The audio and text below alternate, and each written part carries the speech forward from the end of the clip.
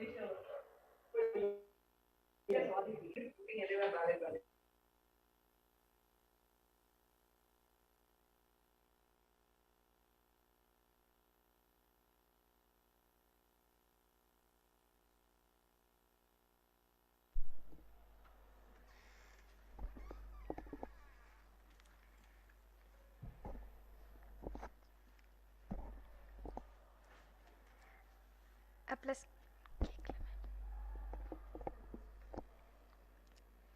pleasant afternoon to all. So today, the Department of Chemistry and Division of Nanotechnology proudly begins the one-week international workshop on application of nanoscience in multidisciplinary fields. We are elated to welcome our Honorable Vice Chancellor, Dr. S. Velusamy Sir, to present the inaugural address, our respected Registrar, Dr. P.K. Srividya Ma'am, who has come to give a special address, and to give us felicitation address, our Dean Academic, Dr. A. George Sir, our Dean Faculty of Humanities, Science and Management, Dr. P. Vijayalakshmi Ma'am, and our resource person who has come to ignite our minds once again, this time on carbon nanomaterials and environmental sustainability, who is now positioned as visiting faculty of Chemistry Department, PMIST, also researcher at Bernal Institute, School of Engineering, Limerick University, Ireland.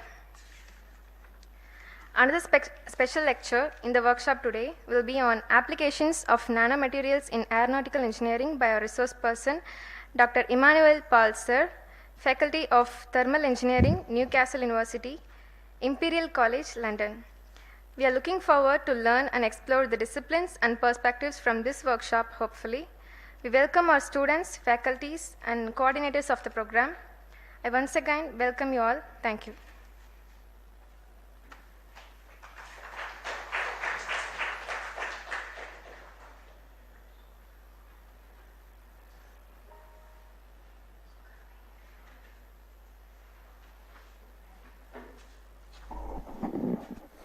Good afternoon to one and all. I request our Honorable Vice Chancellor to give the inaugural address.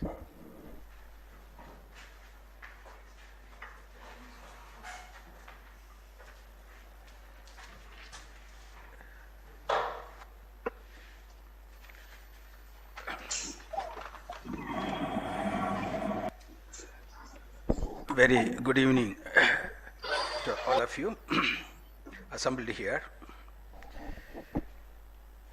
Respected Dean, Faculty of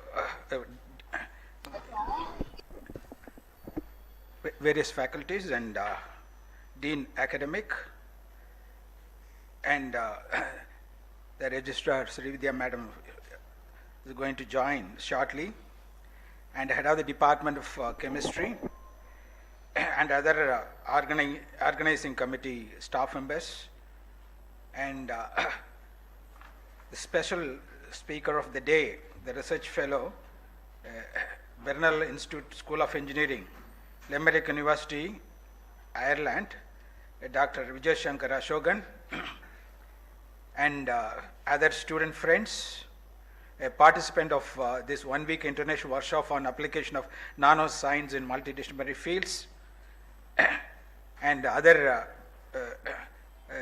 members joined in online. And it gives me immense pleasure to be with you in the pleasant afternoon and participate in the inaugural function of this international workshop. First of all, I congratulate the organizing committee, organizing a highly useful topic on application of nanoscience in multidisciplinary fields. The application of nanoscience is order of the day.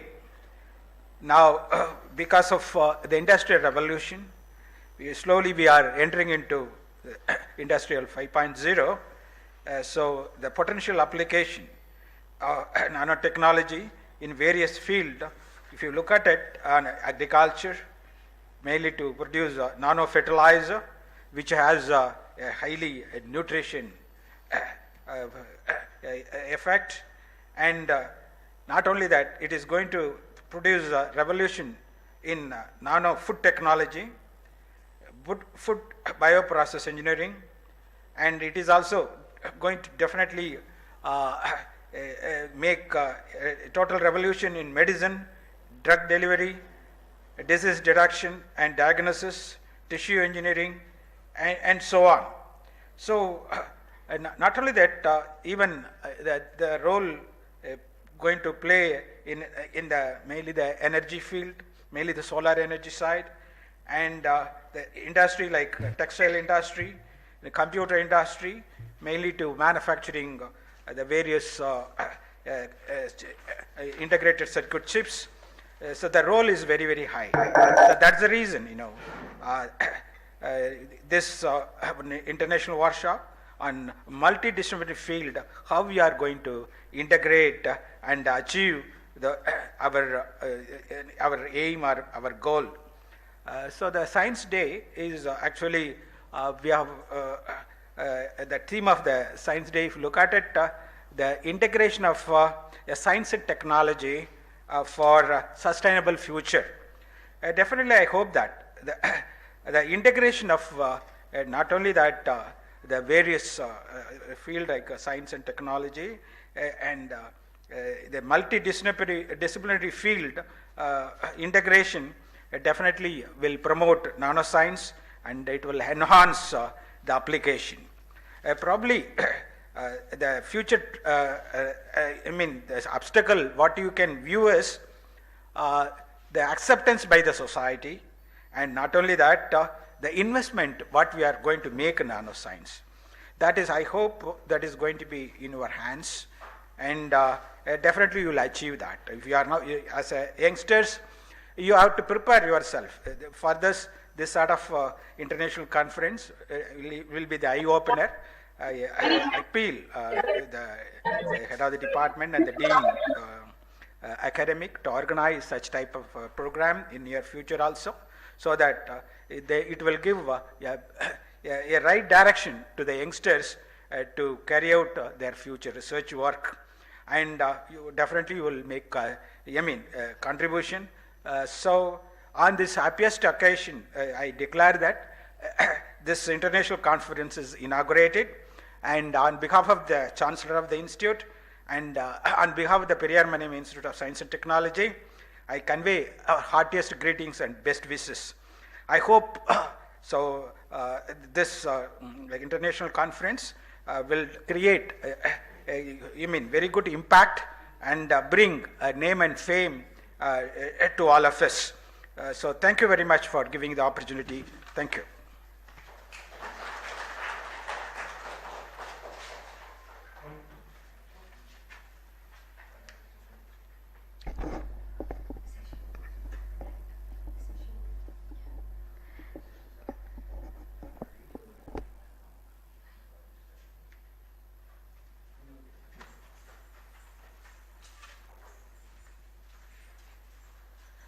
Good afternoon.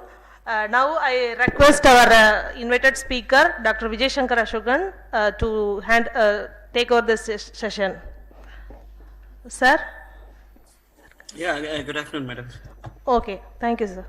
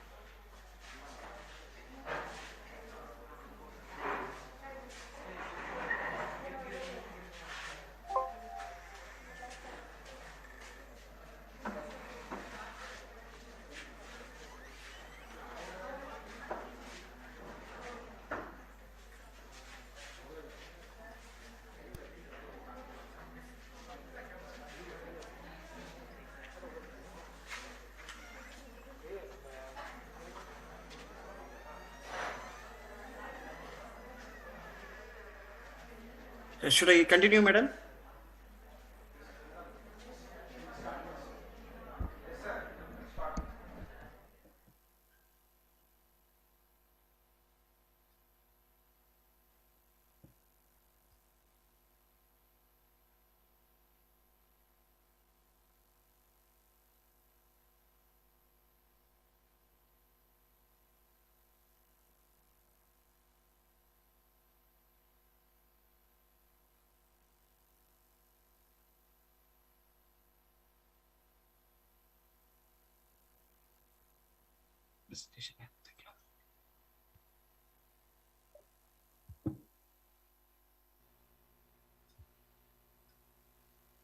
So am I audible and the screen is visible, right? Can someone confirm this? Yes, sir. Yes, sir. Yeah, Visible. thanks for that. A very good afternoon to one and all present here. It's been immense pleasure for me to start this session with within the theme of multidisciplinary research. And I'm more favorable and more aligned to this multidisciplinary research word. Being a graduate from applied science, which is again an interdisciplinary course, being a postgraduate from material science, it's again an interdisciplinary course. Did my PhD in physics, did my postdoctoral research in material science, then continuing my research in chemistry. Now I'm continuing my research in mechanical engineering department. So it's the world is welcoming for those who can accommodate within yourself in the multidisciplinary research. So if you are into you're crossing the traditional boundaries, if you are crossing the traditional way of research, then the world is open to you all. So at this junction, I really congratulate, really giving a warmful thanks to all who present and all who organized this event, in particular to the Department of Chemistry and Division of Nanotechnology, Periyar Manimai Institute of Science and Technology, Thanjavur. So that's very favorable for the students community to accommodate themselves into this modern and more particularly towards the industrial revolutionized, globalized world. So this kind of multidisciplinary approach brings a huge success, not only to the academic point of view, not only to the economical point of view, even to the social concern. So that's why I fixed my topic within the carbon nanomaterials towards environmental sustainability. So we need to have a tradition, we need to cross the traditional boundary. We need to think in a way we utilize our research, utilize ourselves into the societal concern, the humanity in nature. So I brings you with the different topics: carbon, nano, environment, sustainability. So we'll see one by one what are these things. Right? So what are these things? What can we do? What are the possibilities that we can make it out from our side to the society, which gives you positive impact, which brings in environmental sustainability? So we need to think everything, every order, every new placements, right? So let me start from one by one towards the journey of this topic. You know that I'm basically a microscopist. Most of you know me. And I started my career from Indian Institute of Sciences in 2007 as a microscope operator, like microscopy, scanning electron microscopy, then jump into Norway, China, and Sweden, traveling towards the world, traveling around the world with microscopy. That's my specialty, with only the microscopy skill. And now I'm presently sitting in University of Limerick, that's in Ireland. Again, a microscopy research in Department of Engineering, a School of Engineering within the Mechanical Engineering Department. So it brings a certain energy department or energy industries. We are giving some solution to them through the materials development, and I'm part of the materials development team. It brings in my knowledge with material characterization through electron microscopy. So that's my placement now. Before that, I was in Norway, Sweden, and I have good collaboration around the European countries with University of Bergen, Western Norway, University of Applied Sciences, Chalmers University, and within United Kingdom, it's Fancy, etc., and Harriet. So we have good publication record with all these clients. And also presently I'm sitting also as a visiting faculty member within Periyar Maniamai Institute of Science and Technology, Department of Chemistry. Apart from that, I have good collaboration network around India and China and Sri Lanka with some projects we are carrying out together and some publications we are carrying out together in and around nanoscience and materials development. So that's my background. So let's start from carbon. That's because we are going to start with carbon. We are going to take what is nanomaterials and what is nanocarbon, and how can we utilize these materials towards environmental sustainability. As I told you, and I stress again, I'm a material scientist, think mostly within the characterization tools of electron microscopy. So that brings in most of the derivation through the materials knowledge. More than an application perspective, I always consider the materials perspective. So the materials order is more important in my context, at least. So I talk more about the materials. Then and there, I cover certain application point of view and gives you some results comparing the materials perspective and the application orientation. So let's start from carbon. So what is carbon? So it's a fantastic material, I can say. It have marvelous placement in the materials world because of its allotrophs, because of the morphology it can tune, because of the transition it can easily make from one phase to another phase, particularly with sp2 and sp and sp3 orientations or the hybridizations. So it can be a carbon chain. It can be just like a rolled paper, as like a thin layer of single layer of paper like graphene, or it can be folded towards folded like a bun roll as like a nanotubes, or we can call it a Swiss roll sometimes.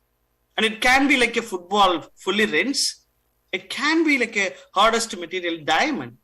So the carbon have a wonderful placement, wonderful arrangements. It can be tuned with different orientations, different due to its allotrophic formation and due to its hybridization formation.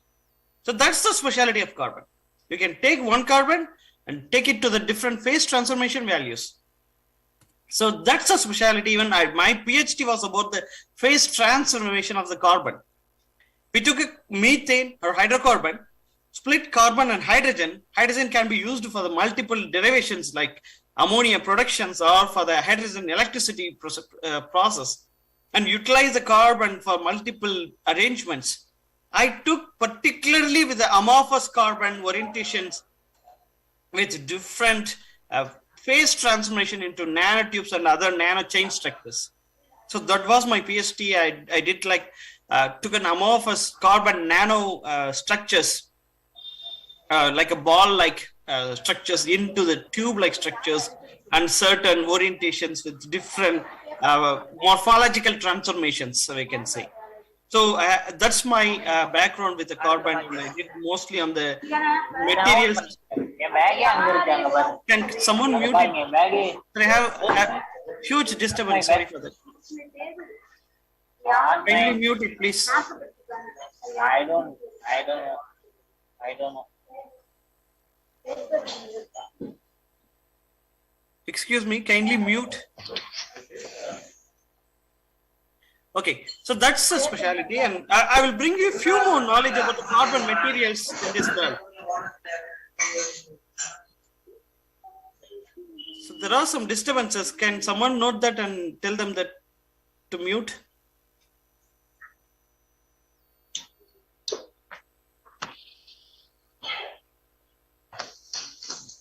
Okay.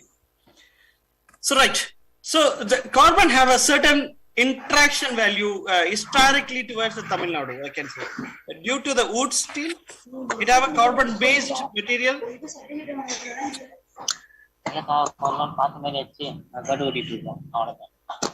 Madam, kindly ask someone to mute it, please.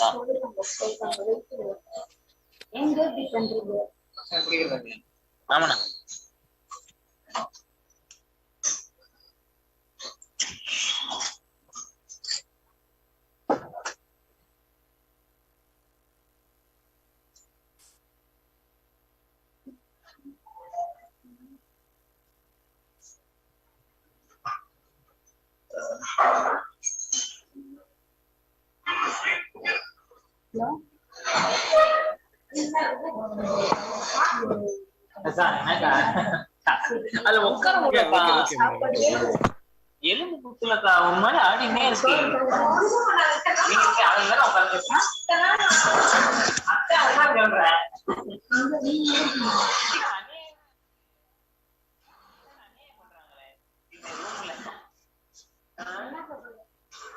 நீங்க அப்படியே கான்ஃபிடன்டா உட்காந்துருக்கீங்க.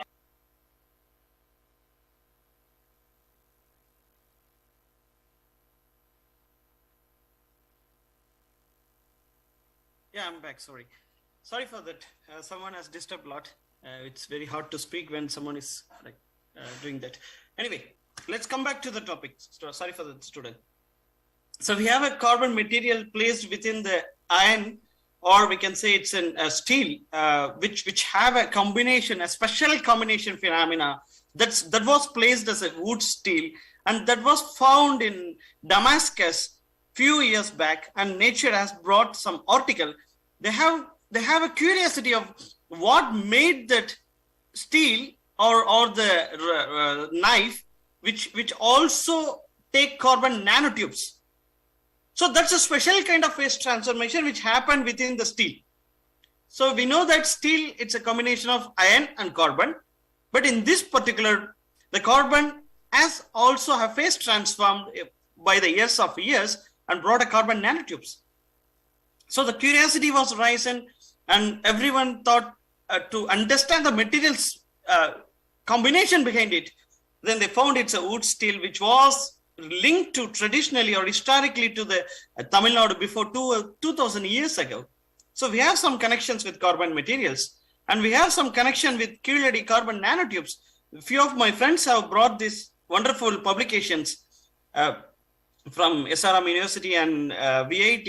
Those are my close friends, and even Patikumar was my super duper senior in my college. So they took this QLED sample, they understand these black particles, and they did some characterizations. They found it have a carbon nanotubes even in the QLED pottery. That was excavated, which dated for 2,600 years ago. So we have some connections. So it's like a historical things I wanted to bring you. Let me go to the topic like sustainability. Why we need to think that? Why do we need to think about this environmental sustainability? So UN has also brought a sustainable development goals, which have 17 themes, one of which is environmental sustainability. Why we are thinking about that? Why do we need to consider that? To fight climate change, a science must be mobilized like it was in a World War II. Why we are calling these things? What's happening in this world? What as a science student we can do with these things? What are the thinking process we can change? What are the contribution we can do in this field? So that's the topic we are talking about, the multidisciplinary or the transdisciplinary, crossing the traditional boundaries, bringing the societal and humanity concern with our materials knowledge, with our science knowledge, with our physics, with our chemistry, with our engineering. Why it's so? So let me consider one particular topic. We are not going to explore everything due to the time restrictions. Let's consider a certain topic which relate to today's knowledge. So global energy consumption with a different energy process, either it is coal or oil or natural gases, which still take a huge values, which still takes huge proportions. With this one, we have a greenhouse gas emission by different sectors, in particularly carbon dioxide or methane or nitrogen. Right? So all these industries, nitrous oxide, all these industries and transportations and agriculture have the contribution to these greenhouse emissions. So we need to control by sector. At least we need to control by process industries by industries. So we need to have some control towards or to bring a sustainable world. So there was a Paris Climate Agreement which came into force from 4th November 2016. All the global leaders have agreed to reduce a global warming or reduce the temperature less than plus 2 degrees before this century, before this decade. So that's the thing. We need to have with the current policy, it can goes up to plus 3.3 degree rise. We need to have some control in all the sectors, bring together to make a demand or to advance ourselves between these things to bring a net zero carbon emission. So the carbon have a worst role in some play and it have a good role in alternative way.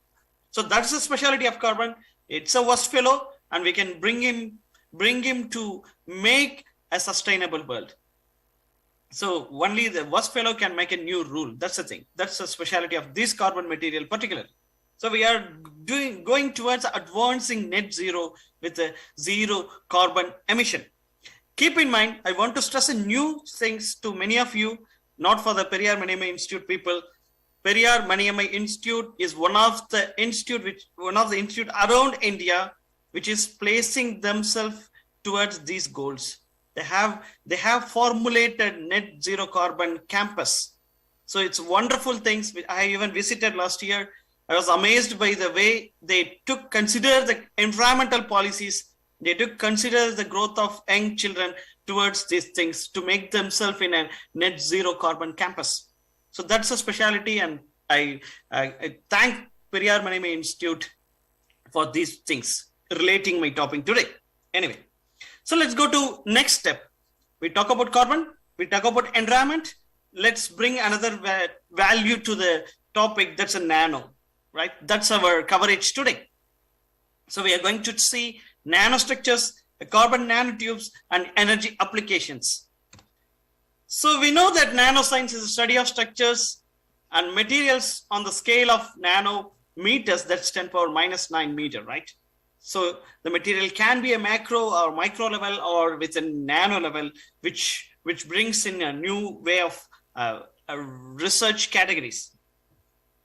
So with this one, we know as a microscopist, I cannot take all these nanoparticles and nanomaterials using the light microscopy.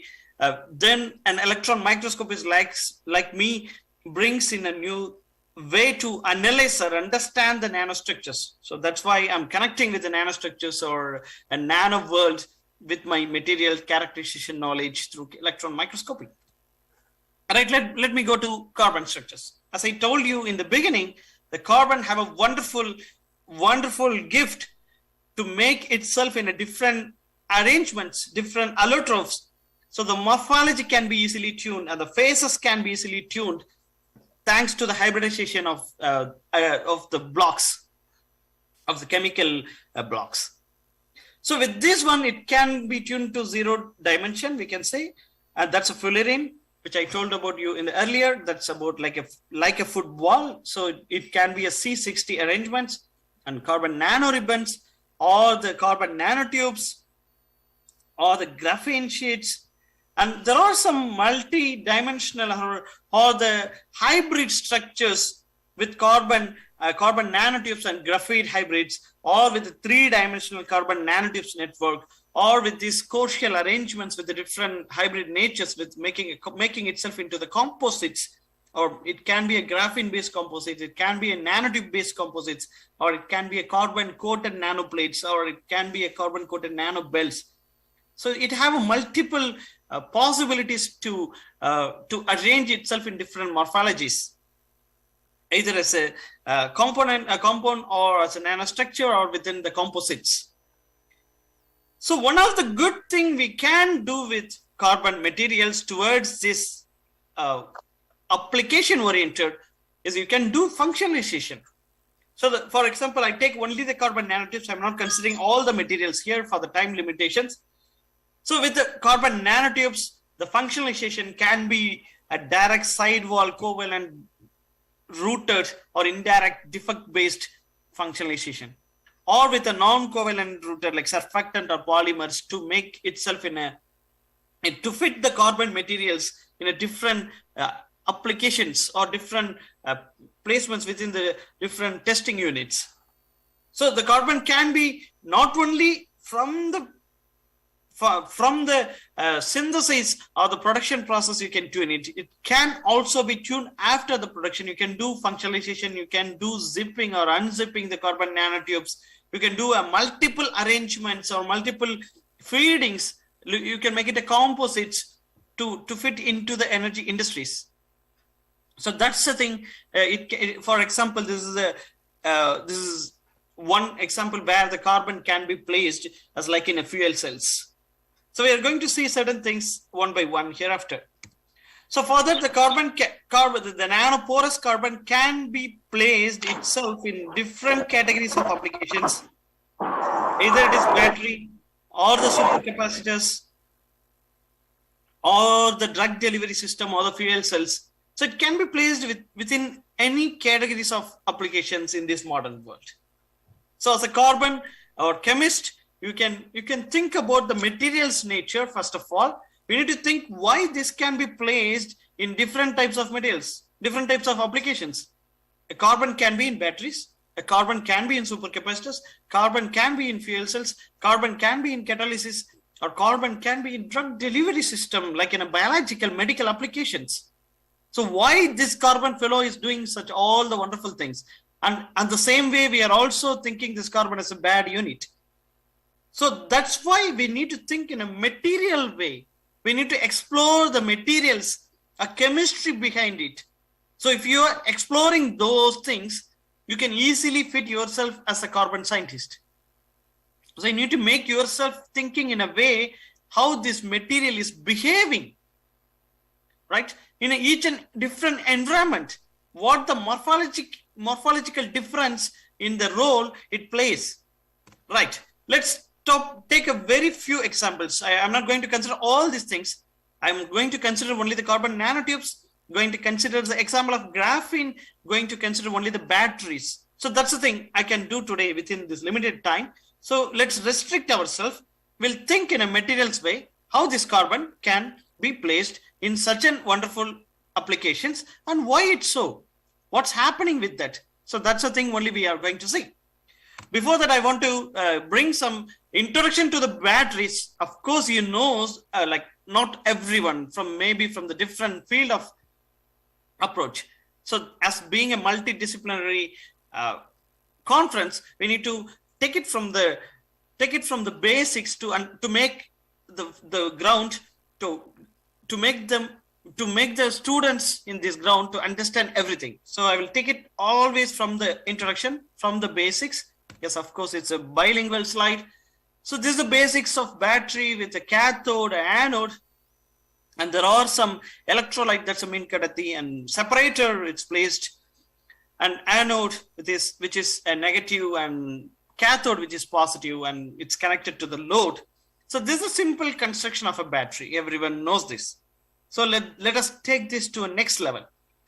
You might have heard about the Nobel Prize for the lithium ion battery. 3 scientists have secured it. One among was Stanley Whittingham. So he constructed the same way of battery with a cathode, anode, and a lithium ion as a in an electrolyte. So he have introduced a cathode, titanium disulfide. So the thinking behind this battery construction came as a competitive model or as a replacement for the oil-based energy resources, which was about to be extinct, which also causes a huge damage to the society. So the scientists have started to think in this way. So he have introduced titanium disulfide. And the second one, John Goodenough, who also shared the Nobel Prize for lithium-ion battery, he introduced the metal sulfides. So he introduced metal oxide instead of metal sulfides. So here you have derived cobalt oxide in the cathode arrangements. So the next one, who was Akiro Yoshini, the third one who shared the Nobel Prize for lithium-ion battery, he introduced a carbon-based material here with the same cobalt oxide in a cathode. So that's a new strategy everyone started to follow with the carbon-based materials in anode placement. So from here we are taking to our topic back. So this is the lithium-ion battery placements with different like arrangements with cathode and anodes and lithium-ion. So if you see here, the lithium-ion has to be intercalated or transported between these electrolytes, and there must be a load connected. So the charging and discharging occur within these arrangements with the current flow comes in and electron flow comes in. So we need to consider all these things. So let's just, I wanted to show this slide only for the basics coverage. I wanted to go beyond this towards only the carbon-based materials. So here's the cathode. That's maybe a lithium cobalt oxide or lithium iron phosphate or anything, lithium-based metal oxides or phosphates. So the anode, what we are now going to consider, is a carbon-based material. Why? So why we need it? So within this anode, there are three types of processes going on. One is the intercalation, alloy, and the conversion type. So with an intercalation, the carbonaceous material plays a good role. It have a good potential of working potential or safety and low cost. There can be a titanium oxide in these intercalations. So the lithium to be intercalated within this material, it should have a layered arrangements. It should be a porous material. So that's why I'm telling you from the beginning, we consider in a materials perspective how these materials plays a role, why this specific material plays a role. That's the thing we need to get into answer when we talk about anything towards the materials. Okay, so for the intercalations, there should be a layer or the porous nature and should have a high power capability with all the energy density roles playing a huge impact towards efficiency of the lithium-ion battery. So after the intercalation, there may be a second one, that's alloying. So lithium can be alloyed with this metal, something like an arrangement shown here, which shows a discharge and charge. So the alloy materials, it's also competitively play a good role with a higher specific capacity, higher energy density, and good safety. So the third one is conversion point during the discharge and the charging. Mostly the metal oxides or metal sulfides or metal phosphates nitrates can be used. That's a traditional way of lithium-ion battery arrangements or constructions, which gained a Nobel Prize for these scientists, right? So either that can be still continued, or we can use intercalation or alloy-based model. So when we are talking about the intercalation, then the carbonaceous material plays a good role. So when we talk about the carbon nanomaterials in this type of battery units, so that's mainly because of the intercalation which occurring with a lithium ion intercalated between this layered nature.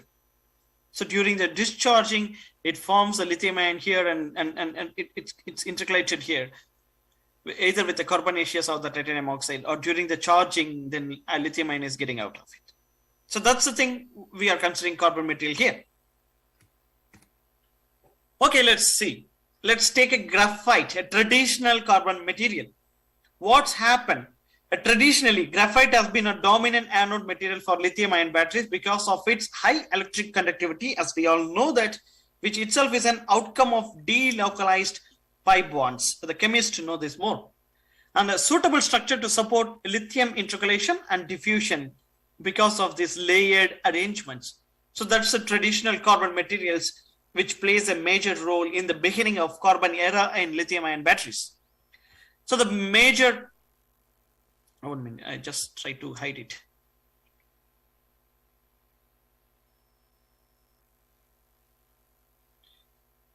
Okay, so the major reaction takes place is with the lithium and carbon, which brings in, this is the cathode part. So lithium cobalt oxide, and then it's carbon and lithium cobalt oxides. So that's lithium is entering into carbon and coming out of it. Right. So what's happening with the next stage? So the sp2 hybridization causes a force between any two carbon atoms in the same sheet to be stronger than the forces between adjacent sheets, right? So the sp2 hybridization of graphite plays a major role here. Between each and every carbon atom, there will be a forces. So that to be stronger than the forces between the adjacent sheet. That's a construction we need to consider. So that's the way a graphite plays a major role. When the disparity in forces causes lithium ions to be inserted between the sheets of graphite, causing a little swelling up at the site of interaction that's here. So that's a disparity in forces between the sheets caused by the lithium ion, right? So it's more or less a similar way of arrangements. If you see from 6 carbon atoms, hexagonal package or honeycomb package within a single layer, if you see here, the lithium is placed here. So that's the thing what we discussed earlier. sp2 hybridization of this material causes forces between any two carbon atom because of its intercalation, and the disparity comes in after the lithium ion when it is inserted between the sheets of graphite, causing a little swelling. So this is a single nature of a sheet, but this is another way of showing how the 2 or 3, 4 layers continuously arranged that brings in lithium together within the honeycomb structures. So with this way of arrangements, it prevents other lithium ions from occupying directly here adjacent to the interstitial site. So the lithium ion cannot be occupied here. It can only be occupied here, or we can say from here. So it cannot be occupied in the next step. It can be occupied in other way. So that's the thing. It's limiting the combination capacity of lithium C6. So by the way, it limiting the specific capacity to 372. All right. So in this way, we need to think a new material. We cannot use the traditional carbon or traditional graphite. It cannot accommodate all the possible lithium ions. It causes a disparity. It causes a swelling. The stronger the forces should be enough to accommodate lithium, but the force is reducing here, so it cannot accommodate all the lithium. Either it is a multi-layer graphite within the multi-layer graphite. So we need to reduce the layer. We need to think in a different module of carbon arrangements. So that's the thing we are going into carbon nanotubes. So carbon nanotubes, being a allotrophic form of a graphite, it offers dual advantages over graphite, which is due to the raising the capacity, which brings in raising the capacity of lithium ion batteries, plus alleviating the risk of pulverization. So this is owing to the unique morphology, which have a high tensile strength, high conductivity, and relative inertness to the chemical degradation. So carbon nanotubes interior as well as the exterior walls, that's outside walls, both are electrochemically active sites for lithium ion intercalation, that's absorption, justifying the profuse research activities focused at the role as performance boosters of both the electrodes in lithium ion batteries. So let's see, with this one, we have carbon nanotubes, that's intercalation capacity is intimately linked to the morphology of the nanotube under investigation and is no longer limited to lithium carbon 6. So the defects plays a major role. The defects, whether naturally occurring or the artificially induced, affect the morphology of the nanotubes, thereby influencing their capacity. So the defects can be like this. It should have a 6 honeycomb arrangement. It can be like a 7 here. It can be like a 8, or it can be like a 9 arrangements with the carbon removal, with the carbon additions. So it makes a disturbed nature of the carbon nanotubes. So thereby it affects the capacity of the total carbon nanotubes to accommodate lithium ion intercalations. So the defects can also be introduced for some specific good purpose. It can enhance the strength to accommodate lithium in some point So that's the thing. It's a different topic of coverage. At another point, the defects can also play a destructive role in the capacitance. So the defects introduced by removing carbon atoms from the regular hexagon rings of sidewalls have been quantified. So it must be quantified to the different categories to understand what's happening with the materials constructions when we brings in these type of defect materials towards lithium-ion batteries. That can be a breakage, that can be a outbreak, that can be a short circuit. So even you might have remembered at some point there was an accident happened with the Samsung batteries after the carbon nanotubes batteries was introduced, maybe 4 or 5 years back. So even nowadays, all the flights are instructing the passengers to tell them if they have a new Samsung batteries at that point. Anyway, so that's a different story. So the carbon nanotubes have a major good role, and also some roles like it can be destructive in some point if it is not, if not all the points of consideration is taken care. Right. So with this one, I will just go a little bit faster here because of the time limitations. This is one of the constructions like a carbon nanotubes, which can be with an electrode deposited with a silicon tetrachloride. So the silicon-based carbon nanotubes composites can be made with either it is curved or twisted. This is a microscopic image of carbon nanotube wall with silicon, which the EDS report shows how the silicon is placed. So this can also have shown to prove a larger storage ability of lithium atoms.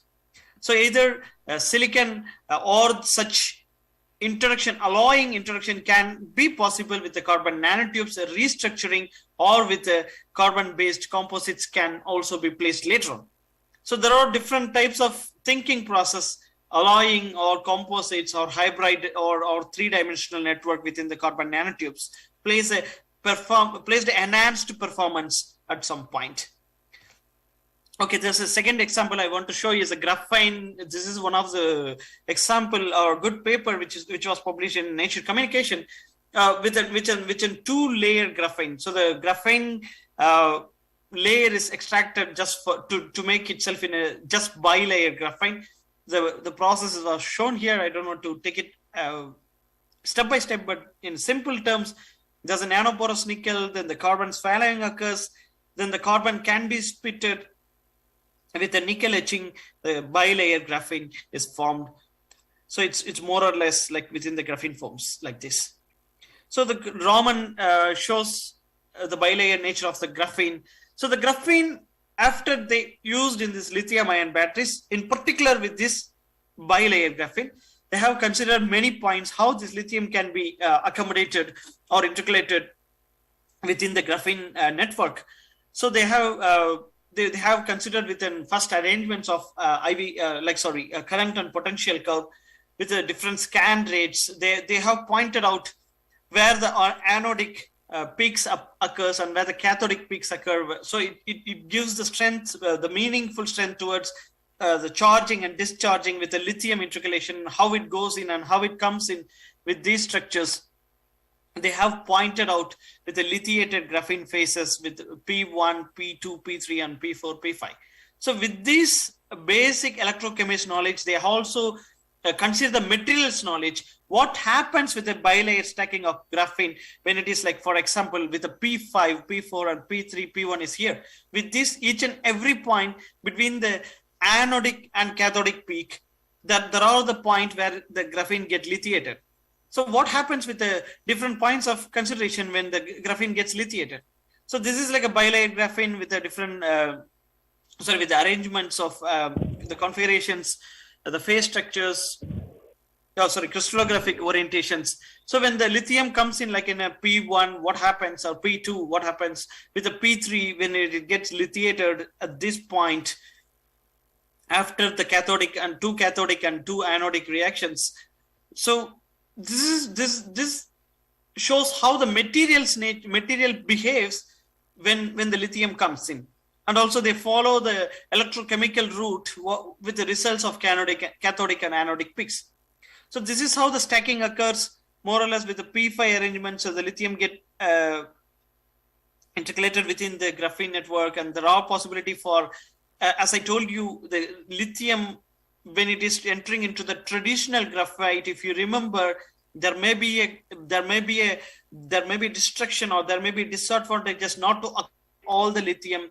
So there are some the negative in terms of efficiencies. But when we consider the graphene, there are many networks which brings lithium to be intercalated within the different layers of arrangements, different layers of stackings. So this is how the lithium comes in and then diffused to the next site and goes out. So the charging and discharging occur in this way within the graphene network. But they finally found, that's an interesting point here. They finally found, after all the studies, there was no fundamental difference between bilayer or the few layer graphenes and the graphite electrodes in the lithium storage manner and kinetics behavior. So the electrochemistry was similar. The electrochemistry brings in the lithium intercalations or lithiated graphene in a similar way, either it is bilayer or with a few layer graphenes. So the whole lithium storage process goes through 4-time fractal way. There's a lithium intercalations to achieve the saturated composition of lithium carbon 6. So that's always a final electrochemical reaction must be occurred for the proper electrochemical reaction to proceed within this battery. So it still accommodates that one. So with the final rate controlling step, it gets in. The formulation of lithium intercalation or lithiated within the carbon graphite material or within the carbon nanotubes or within the graphene can be varied, but still there are some percentage of controlling with the lithium carbon 6 have a similar route because of the honeycomb arrangements. So that's the thing we need to consider when we have when we are considering all these materials. So I'm not, with the time limitations, I'm not going to one by one, but this is one of the example with possibility of making carbon within composites of molybdenum disulfide, either it is 0 or 1-dimensional or 2-dimensional way. So there are possibility for this to achieve an enhanced strength when compared to basic graphene structure or compared to basic carbon nanostructure. This shows a high level of storage of lithium when it is accommodated within the composites of different materials together with the carbon. So that's one thing. So this is the carbon can also be placed in a cathode way, either it is like a 2-dimensional arrangements of a layered material like in a lithium iron phosphates or with an porous nature. The carbon can also brings in a composite way with an enhanced strength of cathodic point. So that's one of the example. Even I have worked in this paper with a lithium iron phosphate with a carbon material which we coated around the lithium iron phosphate, and we brought some interesting results. Of course, I was acknowledged in this paper, even though I'm not a co-author in this paper, which was published in 2016. So we have studied such things in cathodic perspective with a carbon material. So the carbon can be placed in supercapacitors or within pseudocapacitors together with lithium ion batteries. So this is one of the example with metal oxides and carbon nanotube structures, either with an aluminum, gold alloying or the gold coating. So there are possibility for solar cell arrangements. There are possibility within the perovskites. We have published a good number of papers within the perovskites using the carbon materials. We have used carbon in whole transport layer in perovskite, and also we have used carbon in electron transport layer within the perovskite nature. We have studied the performance of the efficiency of solar cells after introducing this carbon material within the electron transport layer or within the whole transport layer, or in both cases. We have published a recent report even in Scientific Reports Nature in 2020 through our collaboration work with Dr. Selvakumar from CIT. So this is a carbon-based whole transport materials.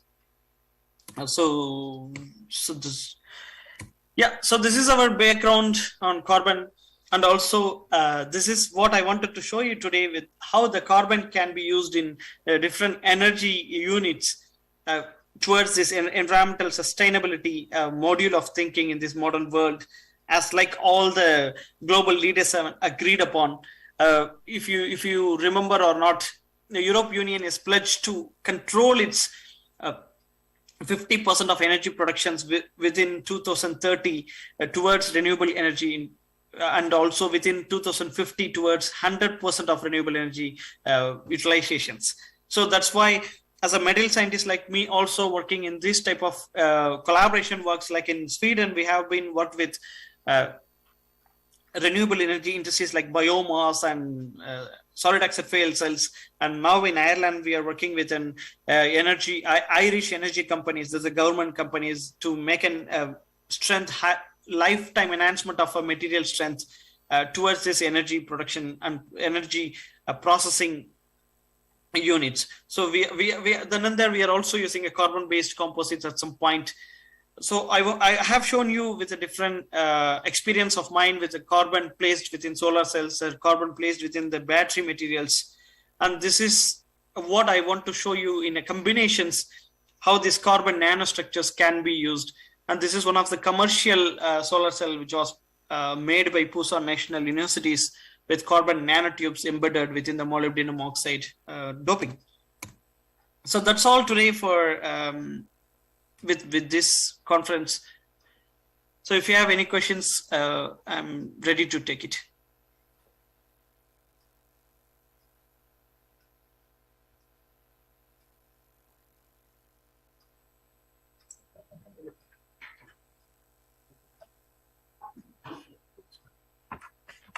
Dear participants, if you have any questions, post your questions or ask directly.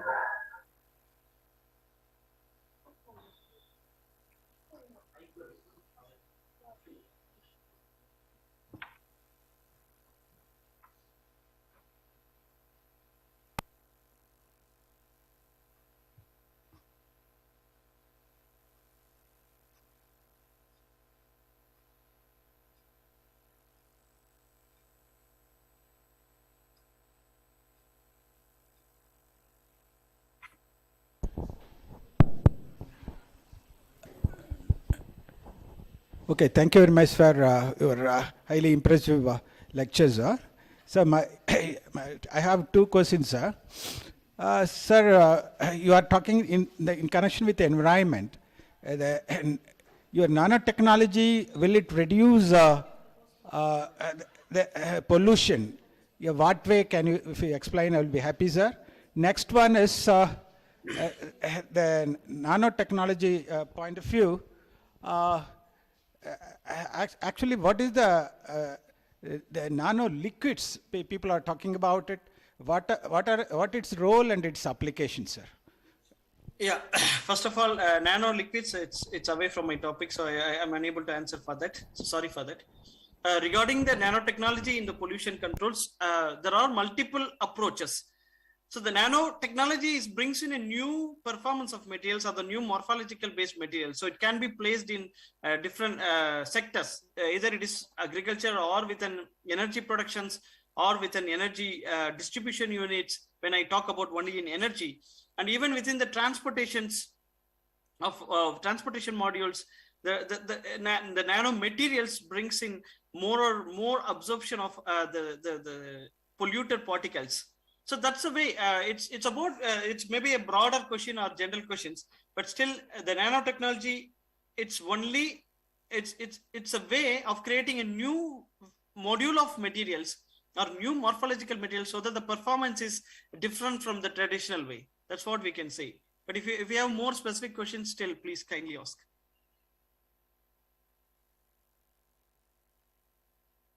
If you have some specific example.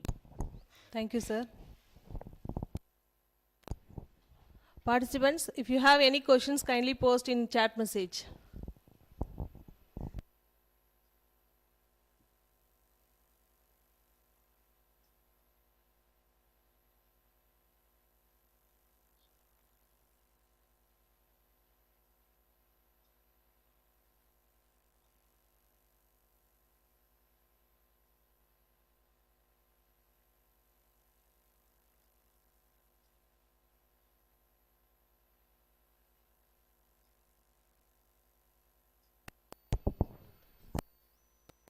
If no more questions, thank you, sir, Vijay sir, for your nice presentation.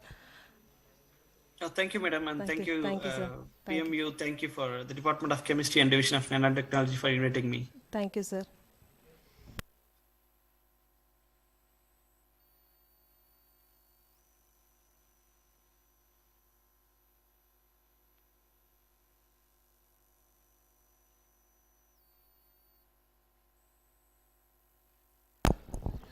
So next session will be start within 10 minutes. Participants kindly assemble within 10 minutes, 3:45. You can assemble. Thank you.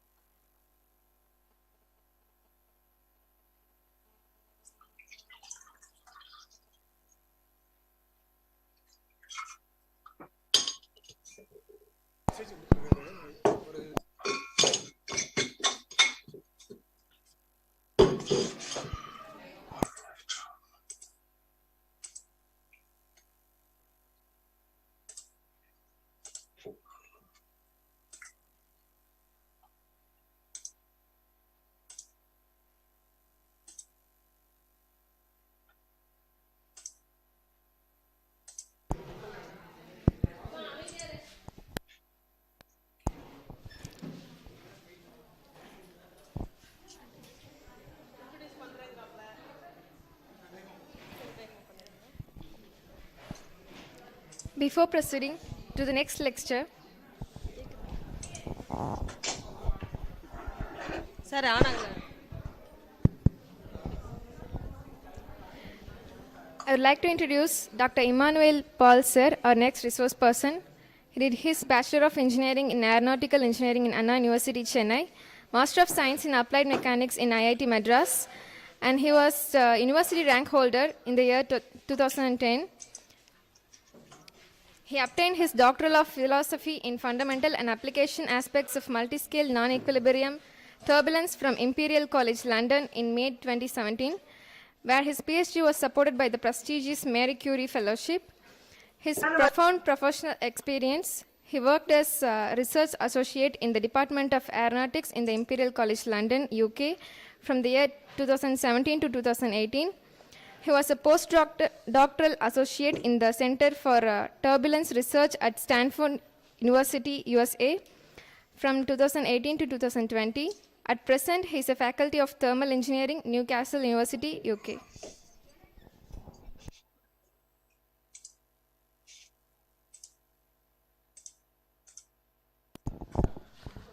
Good afternoon, sir. Welcome, sir. You can now start your session. Okay, thank you so much. thank Thank you. you so much for the kind introduction, sir. and thank you also to Professor George for kindly inviting me. So I don't have much experience with nanoscience and nanomaterials, but what I'm going to try to do today is that to give an informal introduction about the computational fluid dynamics, which is very relevant for not just aerospace, but also to many more applications, including in nanotechnology. So I will share my screen.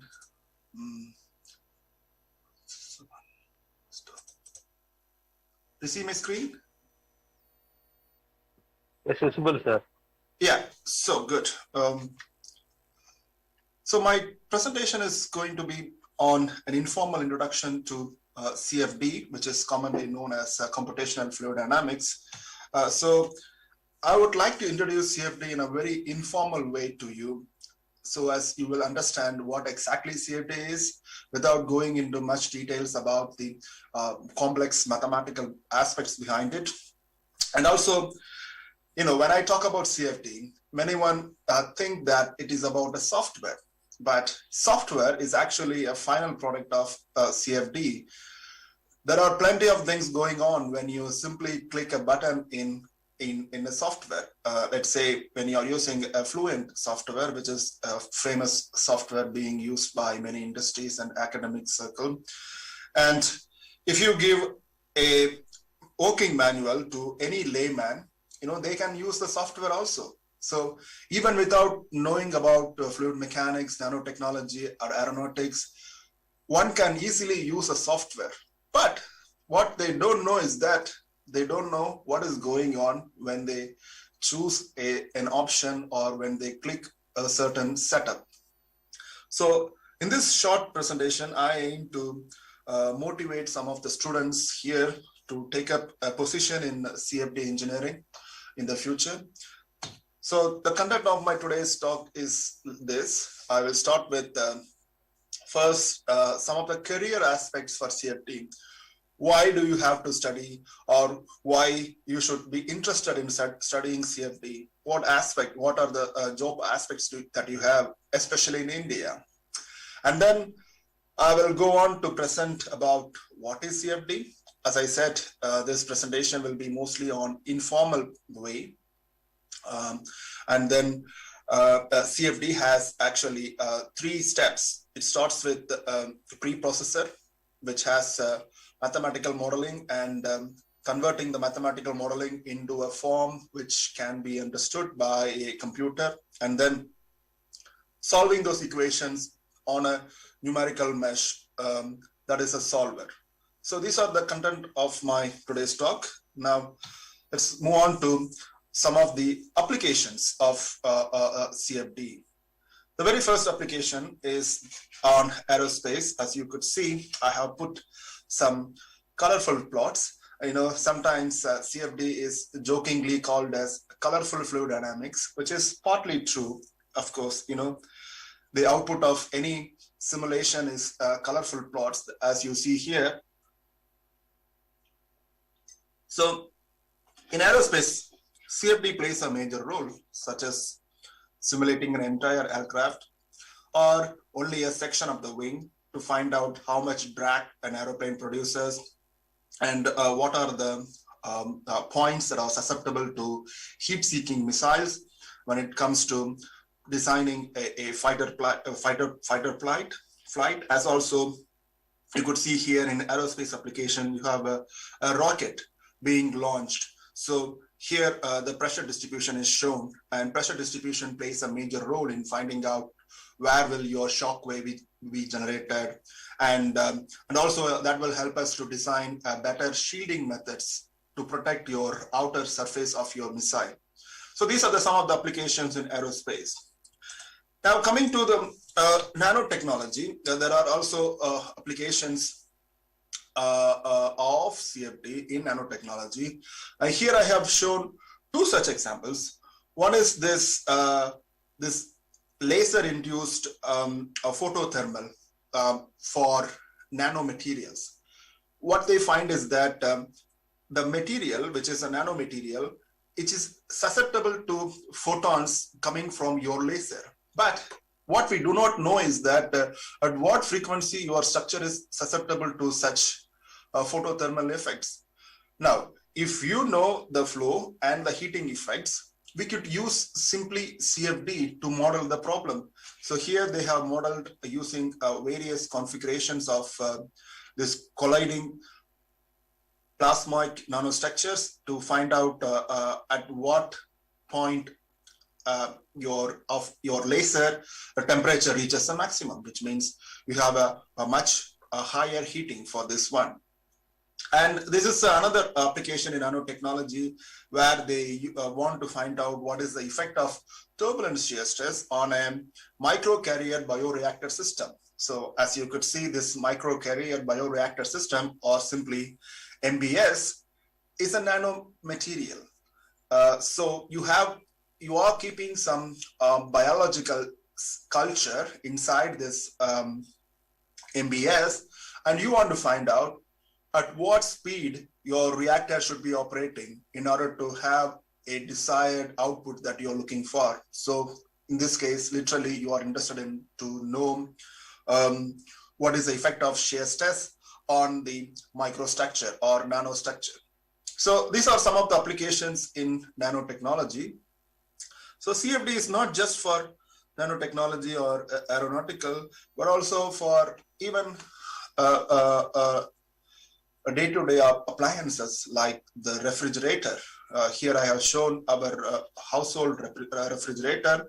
You could see we could model our refrigerator as a CFD problem and find out what would be the temperature distribution inside this refrigerator. That will help us to know how to save energy by utilizing the space inside the refrigerator.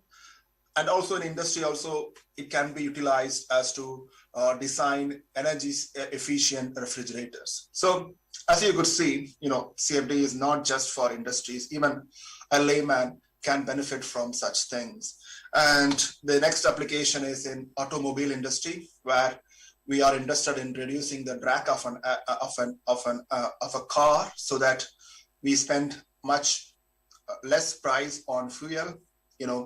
Already our petrol price has gone above 100 rupees. So in this case, if you are using a very old car, old model, that tends to produce more drag. So the automobile industry is looking for ways to reduce the drag so that they can increase the fuel efficiency of the car, not only on external flow, but also as shown in this figure. There are IC engine simulation. Your internal combustion engines can also be simulated using CFD. So as you could see, we have CFD on a plethora of industries. And the next industry is the biomedical field, where people are interested in how blood flow can be simulated. This simulation is particularly the blood flow in an artery, and this is the focal view of your eye. All these your artery as well as eye, they have fluid. So wherever there is a flow of fluid or heat transfer, we could use CFD to simulate these processes. And the next industry is a chemical industry, where people are interested in looking for ways to improve the mixing efficiency of various chemicals. So here is this is a moving mixer. This is called a dynamic mixer, while this one is a static mixer. And this is an L bend, where two different mixers are introduced to find out how much mixing happens. So these are some of the examples in chemical industry. And as I said before, we could also study refrigeration and air conditioning. I hope many of you might be sitting inside your offices or homes, but you are actually surrounded by air. So although you do not feel the air, but the air is flowing inside you. And because of the temperature difference between your body and the surrounding air, there is actually a heat transfer going on that is called the natural convection heat transfer is going on. And this natural convection heat transfer can be studied. And that is what this figure shows, how much the heat transfer happens. And also these days, even the construction companies rely on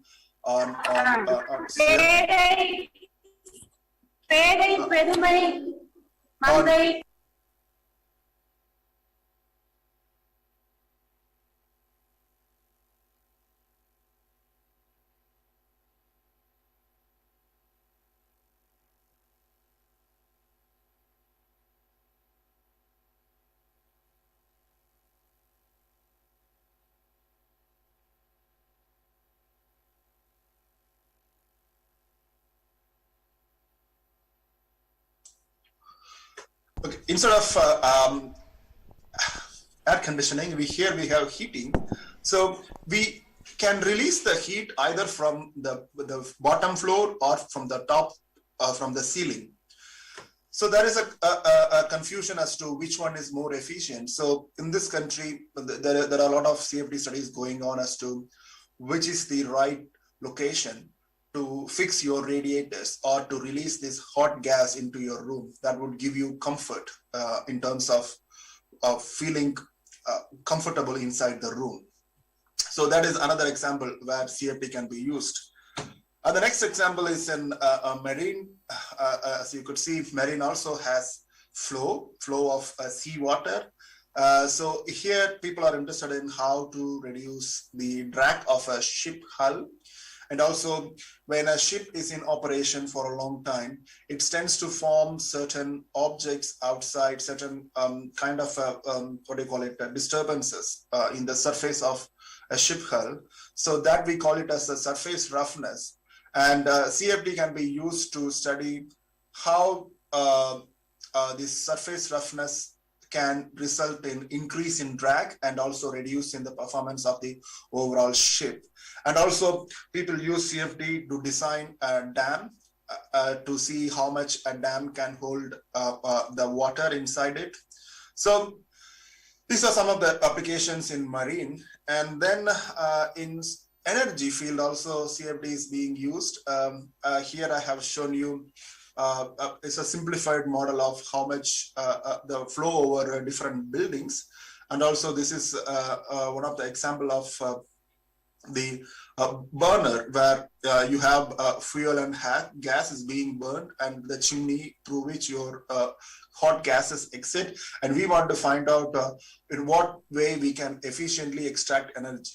And the other one here I have shown is the turbine blades, where it creates energy using this wind turbine methodology. As you could see here also, we can use CFD to find out.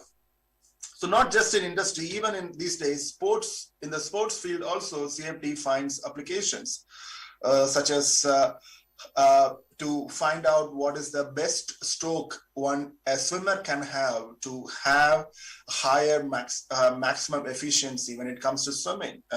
And this is being highly appreciated when it comes to international athletes who participates in events like Olympics, where they want to see or they want to simulate certain strokes which cannot be performed initially by them, but only with practice they would be able to do it. But the question is that whether they really have to perform such complex strokes. That depends on the outcome of your CFD simulation, because your simulation will give an idea as to how much distance the swimmer can go if the swimmer uses a particular stroke style. Or for example, here they study how much the angle of attack your hand should make with respect to the water, and how this affects the overall performance of the swimmer. So these are the things that we can get from CFD. So I hope I have given you enough examples to motivate you and to give you an idea as to how vast the CFD field is. Although it is called a CFD, it finds application literally in any field wherever you have fluid flow and heat transfer. So having introduced these applications, these are some of the career aspects that people like you have if you pursue CFD. So the first aspect is that you could join for your master's or a project assistance in educational institutes like IITs, IISc, BARC. And the obvious obvious career aspect is, as I have shown you in my presentation, if you look at the industries where CFD is relevant, there are industries like GE, GM, Mahindra, Cummins, TCS, and there are plenty of industries that are interested in CFD. The main reason is that these industries, they cannot afford to have expensive experimental facilities, while they can afford to do the same problem on their laptops. That is the power of CFD, and I hope you will appreciate it after this seminar. And as I told you, the number of industries using CFD increases exponentially every year. The main reason is that there are fields like machine learning, optimization, and things like reduced order modeling. These require a large amount of data, and these data cannot be generated by experiment alone. It relies on numericals, simulation. That is why every industry is going after a CFD engineer, and they are in need of a good CFD engineer. And even in terms of academic research also, CFD is the future. I don't think, experiment can answer. Obviously, I agree that experiment represents the true physics, that there is no replacement. But what I'm trying to suggest is that there are severe limitations to experiments, just as there are limitations to numerics. For example, there are certain things that experiments cannot measure, while simulation could easily do. In fact, when it comes to aerodynamics, there is still no way to measure pressure in the free stream. We can measure pressure on the surface, but there are no methods available as to how to measure pressure in a free stream. So what is the only alternative? The only alternative is simulation. That is where CFD finds its foot. And then finally, as I said, artificial intelligence, machine learning, these are the hot topic these days. And these topics require data, large amount of data. And these data cannot be generated by experiments. These data should be generated by CFD alone. That is why CFD finds so much applications in countries like India and elsewhere as well. So these are some of the career aspects. Of course, you can also pursue your master's in CFD, and my university offers a MSc course in CFD. It's a 1-year course, so you could try if you are interested in. Fine. So let's move on to talk about what exactly this CFD is. I have been talking about various applications in various fields. CFD can find be useful, but what exactly is the CFD? So let me answer this question by asking you a question. For example, let's say you have graduated. I believe there are some aeronautical students in this audience. If you graduate, let's say in about a few years' time, you are in an industry, right? And I assume you are in an aeroplane industry. So as you could see in a typical aeroplane, we have so many sections to work on. Like when I say sections, these are the places where aerodynamics play a major role. You could see we can work on icing, we can work on wing tip design, we can work on cabin ventilation. So there are plenty of areas that we can work on. Now, your CEO or your boss, he comes and tells you, okay, look, Mr. Whatever, you have been working with us. Now I want you to design a high lift wing. Okay, your company wants to design a high lift wing. And your manager tells you, look, we want to design a high lift wing. Now, give me the lift of this wing. So your manager gives you a design of the wing and asks you to come up with what is the lift of that particular wing. That is the question here. That is the hypothetical problem here. Now, as an engineer, what you would do in this situation? I believe if I meet you in person, I'm sure you would answer me that there are actually 3 ways to deal with this situation. The first way is to go for something called theoretical method. So the theoretical method, what we would do is that we take a section of an aeroplane wing. In this case, it is an aerofoil shape, and we use established theoretical methods like the Brandel's lifting line theory, which gives you that your lift coefficient is nothing but CL equals 2 pi times alpha. So your CL is a function of angle of attack. And so you got the answer. So your as you could see, your CL is plotted with respect to alpha, and it keeps going on. So that is the first way to meet the goal set by your manager. So using this theoretical method, if you know your angle of attack for your wing, you know what is the lift. Now you will go and tell your manager that, look, I have found the lift of this wing with respect to this. But the problem here using theoretical method is that this method cannot predict flow separation. As you could see, your angle of attack keeps increasing with respect to your lift coefficient increases with respect to angle of attack without coming down. In real life, however, your lift reaches a maximum for a particular angle of attack, and then it starts coming down because of the flow separation. That is what we call as stall angle, right? But unfortunately, your theoretical method cannot predict this stall nature. Okay, so what else we could do to find out the lift of the wing? The second method is the experimental method, which is actually doing the real science experimental method. Okay, so in the experimental method, what you would do is that you would you would try to mimic the atmospheric conditions inside a a small chamber called wind tunnel. So this is a typical wind tunnel. I hope you know what wind tunnel is. So wind tunnel tries to bring whatever in the atmosphere to this test section. So inside the test section, you could set up whatever exists in the atmosphere.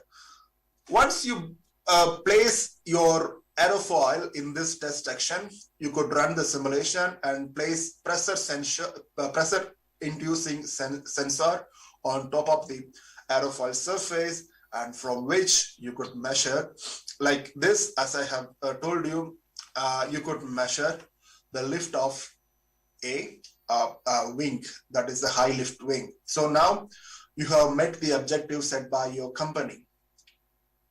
That is great, but the problem is that your company is a startup company, which means you cannot afford to have such expensive facility like this wind tunnel, because this wind tunnel is so expensive. So not every company can afford it.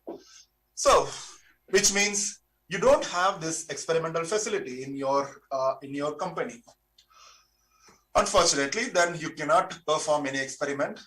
Then the only option left for you is called computational method. So in computational method, the objective remains the same. You are interested in finding out what is the lift of a wing given by your manager. In this case, in computational method, what you are going to do is that you are going to mathematically model the real life problem.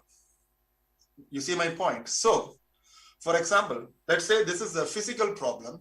The physical problem is flow over an aerofoil. So here this black one is an aerofoil, and the blue, these are the air flowing over an aerofoil. What you are going to do is that you are going to fix a domain of interest around the aerofoil, right? Like the one that I have shown you here, the red color one. So you are fixing your domain of interest first, and then you model the flow. Whatever the flow is happening, right?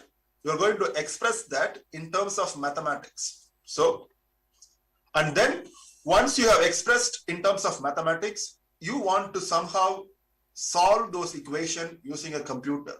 That is exactly the mathematical modeling of fluid flow. So in CFD, what happens is that once we have fixed our domain of interest, we convert our physical problem, which is a real problem, into a CFD problem where our continuous physical domain is now split into discrete points, as I shown here.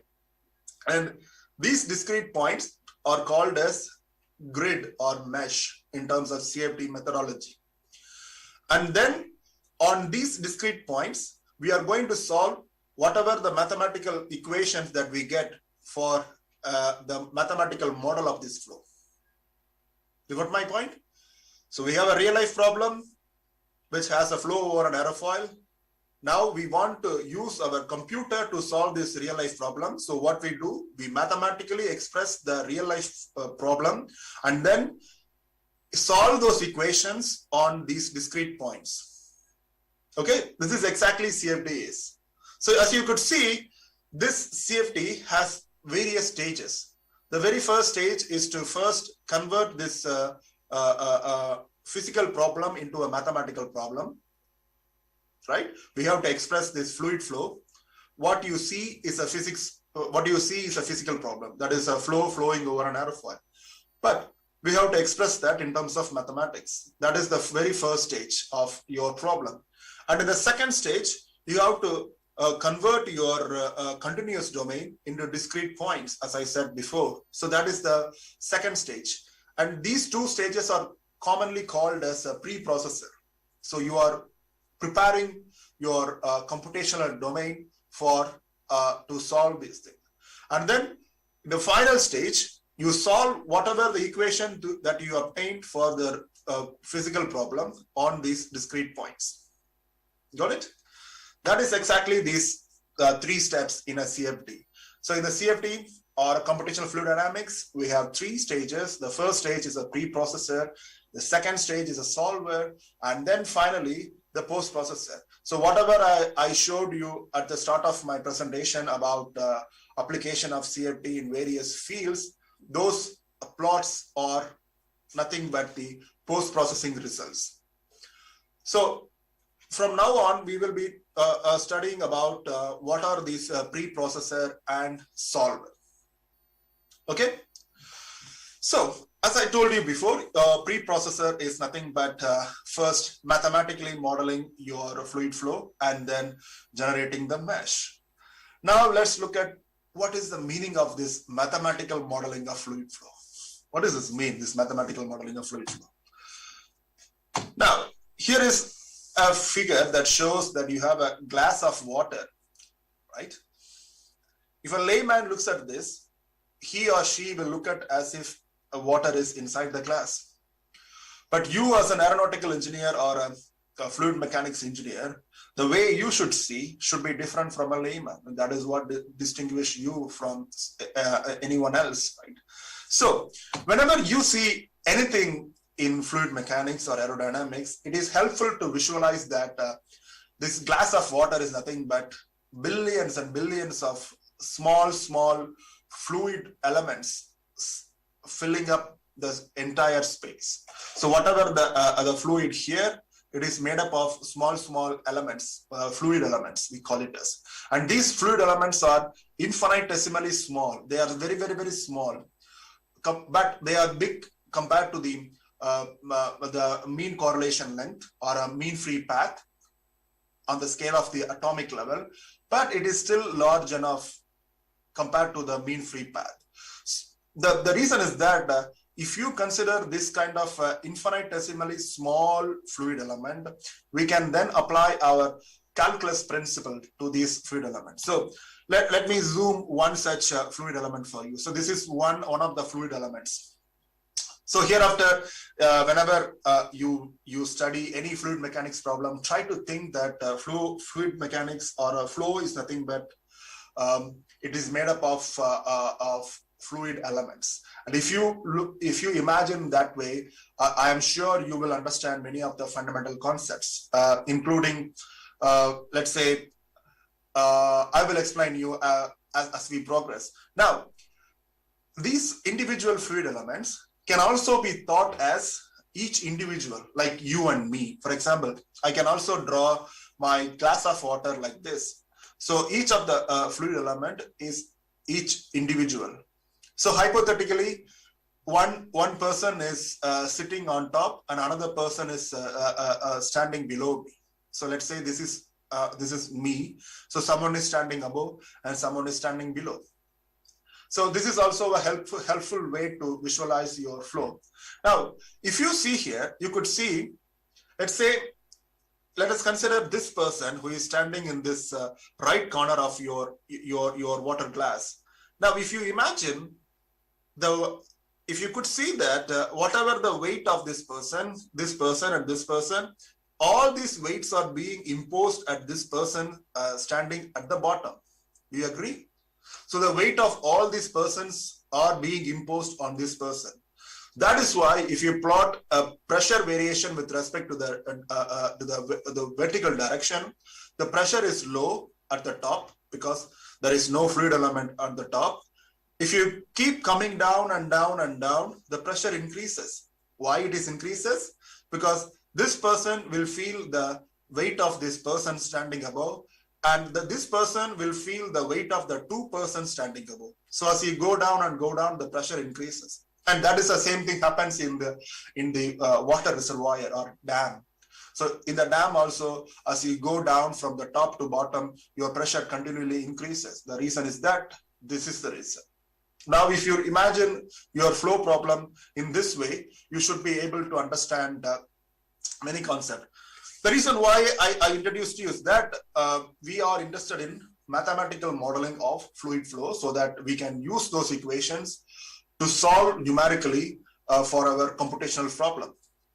Now, in basic physics, whenever we want or whenever we are seeking for governing equations, we will be interested in studying the fundamental conservation principle.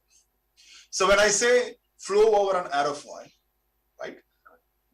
Here, what is flowing is the flow, right? The flow has momentum. and also the flow has mass. So according to our fundamental physics, this mass and momentum should always be conserved. So mass can neither be created nor destroyed. So whatever your the mass of your flow flowing over the aerofoil, that should remain the same. And also momentum is also must be conserved. So what we are going to do is that in order to get a mathematical representation of your real life flow over an aerofoil, we are going to use these basic conservation principles. We are going to apply those conservation principles on this fluid element. You got my point? So that is what it is. So here I have shown you one small fluid element. This fluid element has sides, like the green one I have shown. This is a left side and right side, and the pink one is the top side and bottom side. Now, for this fluid element, we are going to apply first mass conservation, and then we are going to apply momentum conservation. Why are we only interested in these two conservation principles? Because we are interested in flow over an aerofoil. And in this case, the things that flow is only mass and momentum of your fluid element. In case you are considering a conduction problem, let's say you are heating a pan in your house to make dosa, you can make a dosa by just simply placing your pan on top of the stove. But if you want to model that problem numerically, the physics involved is very different. In that case, the physics is heat transfer. So in that case, it is energy conservation. So if you are going to model the process of making dosa in your house, the process remains the same. That is, you have to take a small element from your pan, but the fundamental physics, the conservation principle is not mass or momentum, because they are not flowing. Your pan remains in the same place. What is flowing is the energy. So then you have to apply energy conservation to that small element. You got it? So now what we are going to do is that we are going to apply this mass conservation and momentum conservation to this infinitesimally small fluid element. The reason is that why are we doing this? What is the point? Why should we be doing this? Because we are interested in getting mathematical representation of a physical problem so that we could utilize computers, right? Everything we do, everything we write in terms of mathematics, there is a well-defined reason behind it. We are not simply doing something, for getting marks or whatever reason, but we are interested in exploring the truth. We are interested in exploring the science. We are interested in exploring the application of engineering. Now let's go ahead and do this mass conservation and momentum conservation. So what is mass conservation? You know that the rate of change of mass flow rate remains the same. It is a constant. So I'm going to write my mass, the time rate of change of mass, which is dm by dt, is nothing but m dot in. So whatever mass is entering in, and m dot out, whatever mass is leaving my small fluid element, right? So now I'm going to say my m dot in.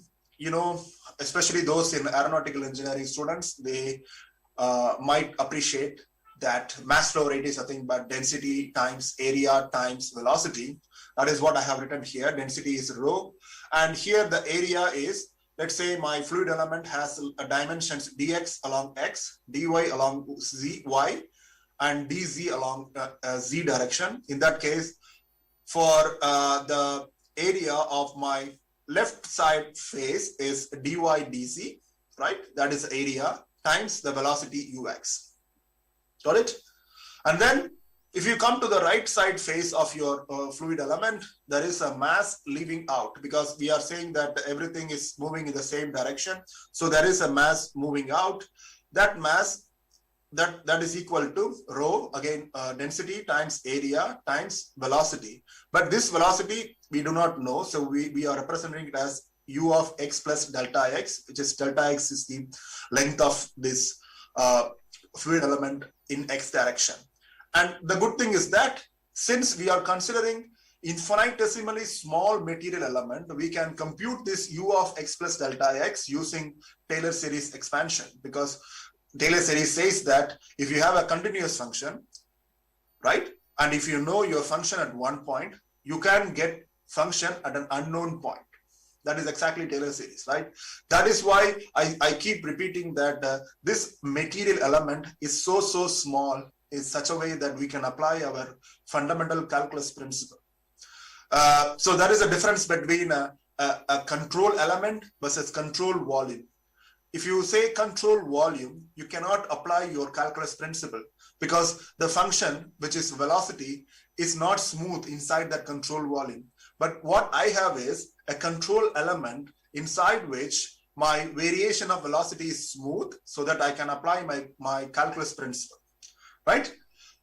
So similarly, if you do the same process for y direction and z direction, what you would get is this.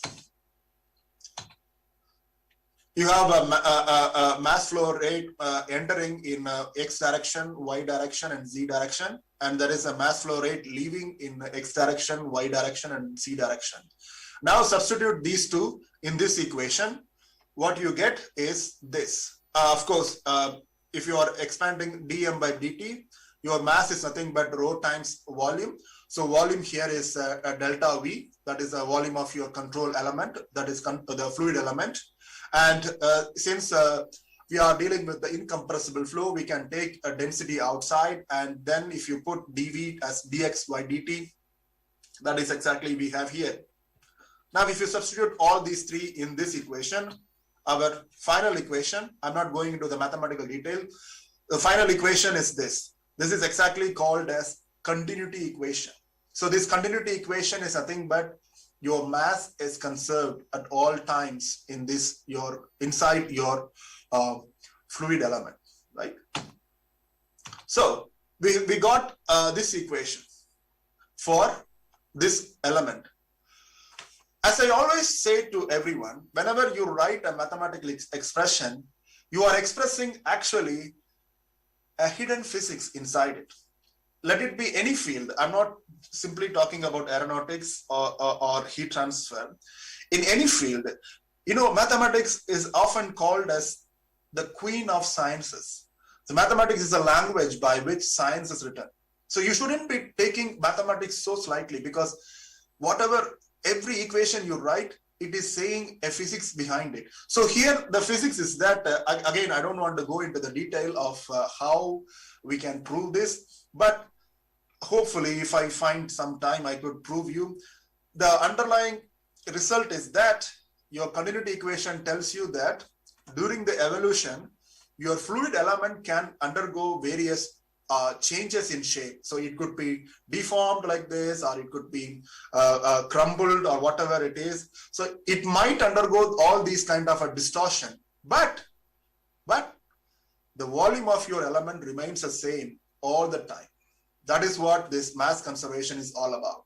Got it? So the mass conservation tells you that your fluid element undergo change shape, but its volume remains always the same thing. Got it? Now we move on to the next conservation principle, that is the momentum conservation. And again, we are going to apply momentum conservation to this small fluid element. You know that momentum is nothing but a linear momentum is given as mass times velocity, isn't it? If you remember from your 10th textbooks, this is a momentum. And if you look for rate of change of momentum, you get this, dp by dt equals dt by dt on b. Since our mass is a constant, I guess we can take our mass outside. It's going to be dm times dv by dt. So time rate of change of velocity is nothing but acceleration. So it is nothing but ma.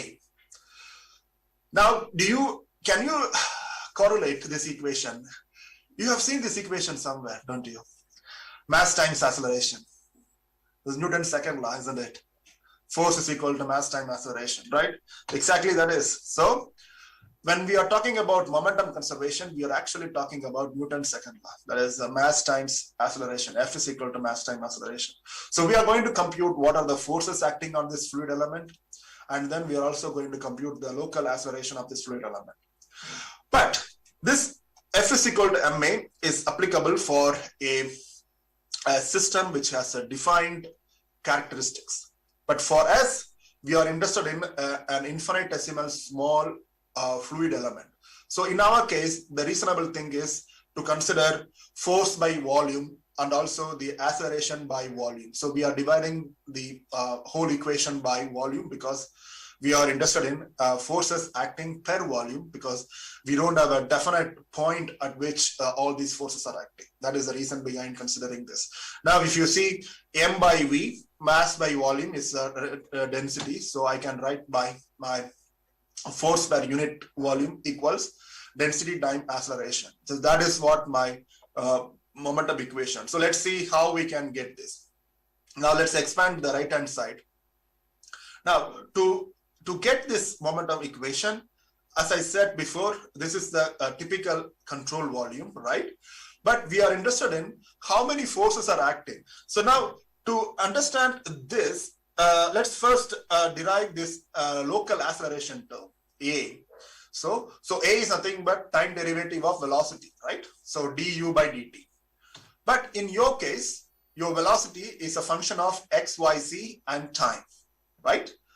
So now I'm substituting that. And then now if I do the chain rule, eventually I get this equation. So A is given as local acceleration times convective acceleration. But what does this mean in terms of physics? You have expanded this, but what is the meaning of this? As we have seen in the last slide, du by dt is nothing but force. It is a force per unit density or force per unit mass, isn't it? So what is this force is nothing about? As I said, we are studying flow over an aerofoil. Now what we are doing is that we are taking one small infinitesimal element from this domain, and we have applied this conservation principle, right? Now to understand this better, let us imagine that you are the element. You are the material element, and you are in a large crowd, because we are considering flow over an aerofoil. So there is a large crowd of element is moving over this aerofoil. Now, if you consider as the fluid element, you are surrounded by so many people like you. So there are billions of people around you, people above you, and people below you, right? And everyone is in motion. You are all running so fast, right? So that is what flow is. Okay, this is exactly the flow. When you imagine, whenever you see a flow happening over any object, this is exactly happening. There are billions of fluid elements. They are joining together and they are in a motion. They are in a running mode. So in that case, you are running with some speed, don't you? No, you are running with some speed. So you feel some local acceleration. At the same time, you are also being carried by people surrounding you. Sometimes your speed might get reduced, but people coming around you, people surrounding you, as well as people below and down, they would be pushing you, right? And that is what called convective acceleration. So in the last slide, what I shown you is that there is a local acceleration, which is purely because of your speed. And then there is a convective acceleration because of people around you. They are pushing you with their velocities. You got it? That is exactly the convective acceleration.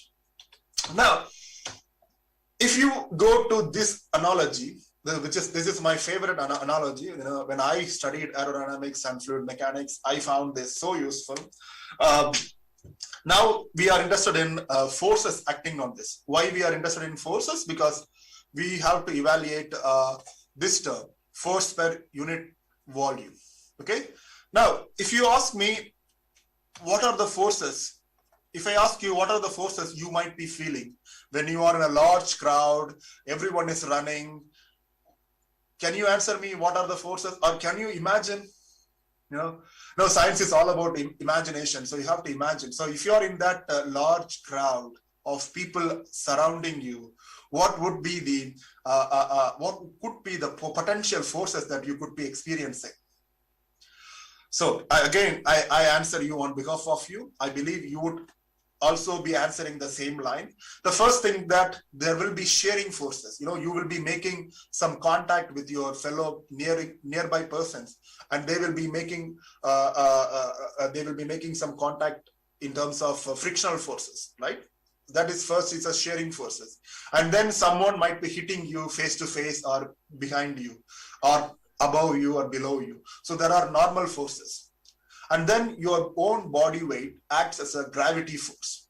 So these are the potential 3 forces that you could experience if you are in a large crowd, you are in a hypothetical situation of being surrounded by so many people, and people above you and people below you.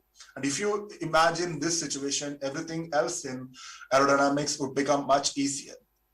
So now we have to write mathematical expression of these shearing forces, and normal forces, and gravity. That is what I have written here for this element. Let us say I have my normal force at my left-hand side, sigma xx, and then I have a normal force at right-hand side as sigma xx at x plus dx.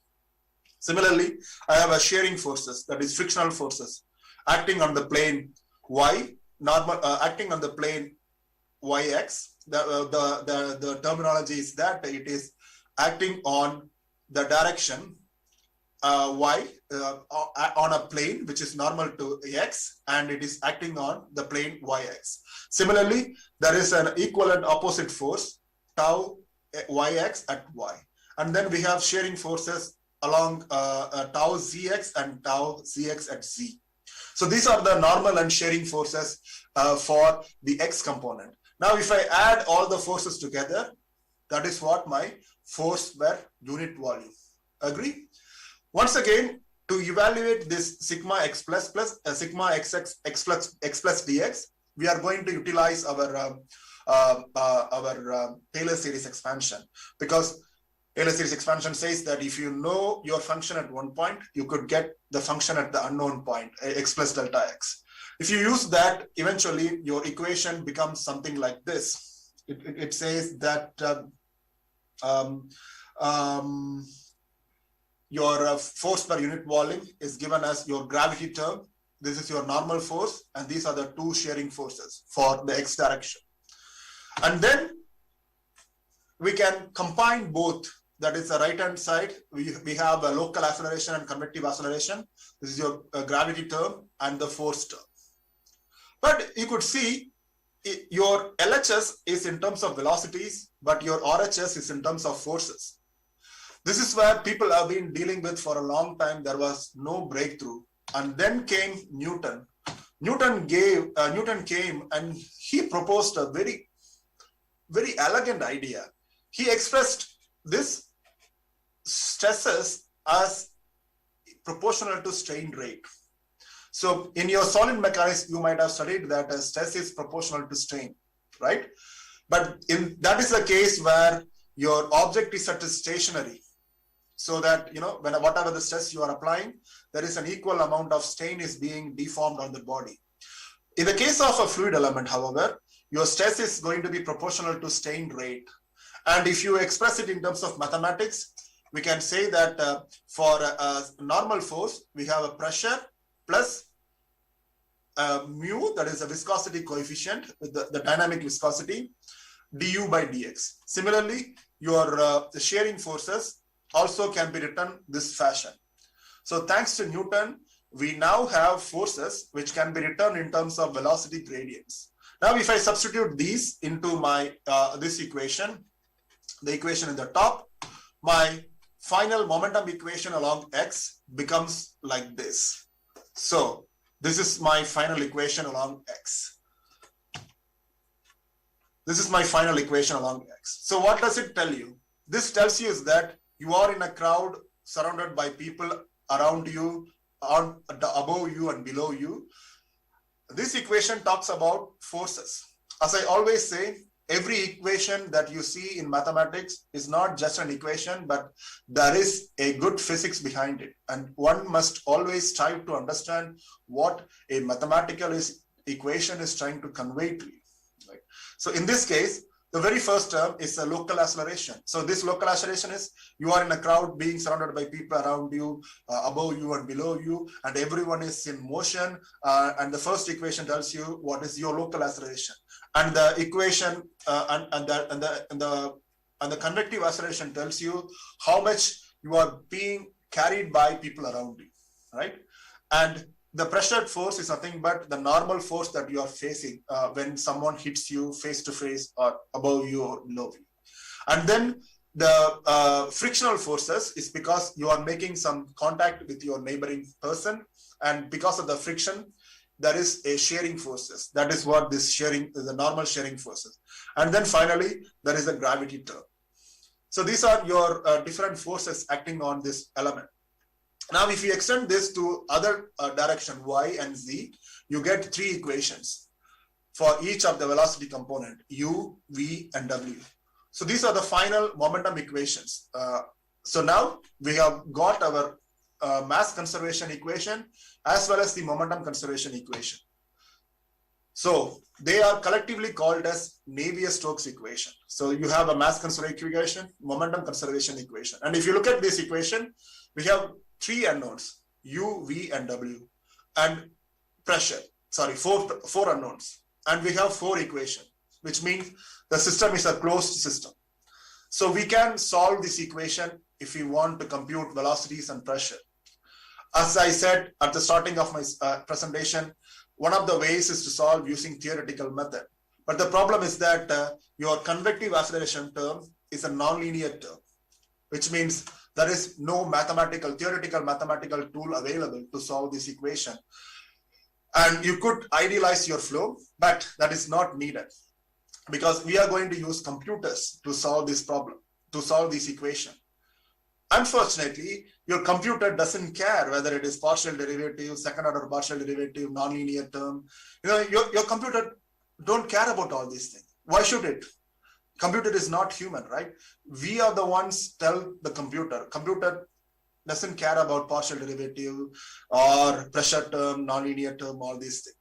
So if you want to invoke a computer to solve these mathematical equations, because these mathematical equations are what represent the true physics of flow over an aerofoil, right? Now, if you want to use a computer, we have to somehow convert this mathematical equation into a language that can be understood by a computer, right? I repeat again, this is the partial differential equation, and only we humans know these are the partial differential equation, but your computer doesn't care about it. So somehow we have to convert this partial differential equation into a form that can be understood by a computer if we want to invoke our laptops to solve this. That is exactly CFD is. So we started with the physical problem of flow over an aerofoil. And as I told you, it has two steps. First step, we have to model this flow in terms of mathematics. These blue color things that we have modeled it in terms of Navier-Stokes equation. But now let us see how we are going to solve those equations on a numerical mesh. We have solved it. We have got an equation. Now we are going to apply this equation at these discrete points, not on a continuous domain, but on a discrete point level. Why at a discrete point? Because the equation that we have obtained, the Navier-Stokes equations, are obtained for an infinitesimally small fluid element, which is actually nothing but a point. That is why we simply apply that equation and solve at that particular point. I hope I make sense to you, right? Now, let's see how we can convert this equation, which is only readable by a human like us. How can we change this equation in such a way that a computer can understand? Because all your computer does is it can add, it can subtract, it can divide, it can multiply. That is the only thing your computer can do. Your computer cannot perform integration or differentiation or partial differential equation. It doesn't care about this. So eventually you have to write all these complex processes in terms of simple algebraic processes. So in the CFD, what we are going to do is that we are going to write your partial differential equation in terms of algebraic equation. So algebraic equation means an equation that contains only subtraction, division, addition, and multiplication. Got it? So the way we write is that, again, we make use of what is called as, let's say this is my grid. That is I have now converted my continuous physical domain into a discrete points. Now I'm considering one point, I comma j. As you could see, I have a point above, that is I comma j plus 1, point below I comma j minus 1, and point to the right hand side I plus 1, point to the left hand side I minus 1. Now we are going to utilize the concept of Taylor series expansion once again, and it says that your partial derivative with respect to x du by dx can be written as at I comma j can be written as u of I plus 1 comma j minus u of I comma j divided by delta x. So delta x is the distance between I comma j and I plus 1 comma j. So you see now, this partial derivative is a language that can be understood only by us. But on the right hand side, you have an algebraic equation which is fully in terms of subtraction and division in this case. So similarly, you can write of all the derivatives, du by dy, du by dt and everything. Now, if you substitute all these things in your continuity equation and your momentum equation, you get an equation like this. So the equation in black is understood only by us, but the equation in pink can be understood by a computer also, because it is only now in terms of pure algebraic operations. That is what we are going to do. If you know all the velocity component at previous iteration, we can find out what is the value of velocity at the new time level by taking everything to the right hand side. Right? So that is a simplified equation. So if you start with some initial values, let's say you are starting with the velocity of 1, 1, 1, u as 1, v as 1, w as 1, and pressure as some value. And then you can invoke this equation to find out what is my velocity at the next time step. Right? But the problem here is that we have to see, because we are starting with some initial values, we have to see how much we are deviating from the initial value in the second iteration, so that we can see whether our divergence is large or small. That we can check for velocity, but we cannot check for pressure because we are not solving for pressure. Do you agree? If I'm starting my simulation with the velocity all as 1 and pressure as 1, in my second iteration, I get some new values for pressure, new values for velocity, but I don't get any new values for pressure. So I cannot measure whether my simulation is purely converged or not. To avoid that, what I'm going to do is that I'm going to invoke my continuity equation. So this is a discretized version of continuity equation. As I said, the top equation is a partial differential equation. Only humans can understand. But the algebraic equation is the one where we can invoke computer to give it as an input. All right.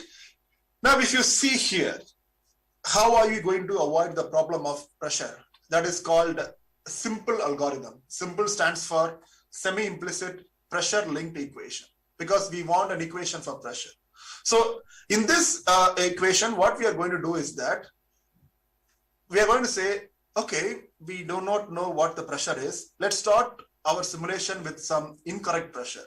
Okay, and if you start with an incorrect pressure, you're going to get an incorrect velocity. Agree? So I'm going to call my incorrect pressure as P star. So this is my equation which I have to solve for my velocity. So which has a pressure term, but I do not know the pressure. So I'm going to say that I'm going to say Pi plus 1 is Pi plus 1 star. Right? So if I start with some incorrect pressure, my velocity will be incorrect velocity, and that will not satisfy my continuity equation. Then what I'm going to say is that I'm going to assign some correction to my pressure and velocity. Let's say I'm adding a small correction, P dot, to my incorrect pressure, so that eventually I recover my correct pressure. Now, if I follow the same method for other components like velocity correction, this is my final correct velocity and correct pressure. So my correct pressure is equal to my incorrect pressure plus some pressure correction. Similarly, my correct velocity is incorrect velocity plus some velocity correction. So we have an equation for these correct velocities, but we do not have an equation for either P star or, of course, P star is the one that we assume, so it can be neglected, but we do not know what this P dot, that is pressure correction, is. So we have to somehow get an equation for P dot. How can we get it? Now let's start the same process again. This is our actual equation. Of course, we don't know what the pressure is. So I'm starting with an incorrect pressure. So I will get an incorrect velocity. Now you see here, I have an incorrect velocity. And then if I want to make my incorrect velocity U star n plus 1 as the correct velocity, which means there must be some addition to my incorrect velocity U star n. That is what we saw in the last slide. So which means I can safely call this P star value as equivalent to some velocity correction, isn't it? That is exactly I am saying here, because I can see this equation as a correction to this velocity U star n, considering that this large term can be neglected, and that is the case in most of the time. I can say that this is my velocity correction. And my velocity correction is given as in terms of pressure correction. Now, if I substitute my velocity correction into my actual equation, this is what I get. So my actual velocity is my incorrect velocity plus velocity correction. Now the velocity correction is written in terms of pressure correction. Okay. Now, if I go back to your continuity equation, and this is your final correct velocities, and you are going to substitute in this velocity, in this continuity equation, you get an equation for pressure correction in terms of incorrect velocity. And this incorrect velocity is obtained by using a pressure value that you have assigned, right? So you see now we have reached a situation where we didn't have a pressure initially, but now we are having a pressure correction value, and we can check from the previous iteration whether the simulation is moving in the right direction of convergence or divergence, right? So that is the solver. It has a different steps. The first step, you are starting your simulation with an incorrect pressure that will not give that will not give you the right velocities. That is a U star. And then you are going to make use of this U star value to compute your pressure correction using the continuity equation. So you get the pressure correction and then correct the pressure using this equation. You have started your simulation with P star. Now you got the P dot, so you can get the right pressure. Once you get the right pressure, you can again go back to this step 1 and substitute the right pressure, and you get the right velocities, right? So you get the correct velocities as well. And then check whether your pressure and the velocities are satisfying the continuity equation or not. If it is not satisfying, then again repeat the same process until you reach convergence. All right. So now we have gone from mathematically modeling the problem, as we have seen here.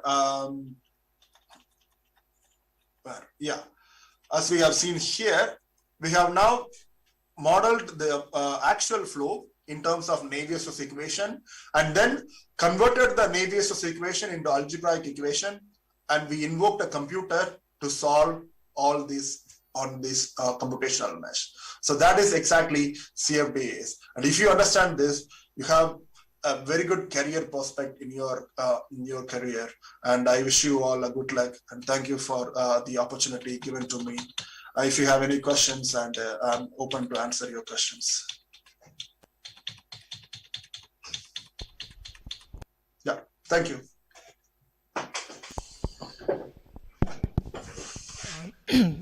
Thank you, Dr. Emmanuel Paul. Thanks for your very nice presentation, and it is more inspired, very informative. Also, people got more benefited, particularly engineers. Now the session is open for questions. Participants, you can ask your questions, or you can post the questions on the platform.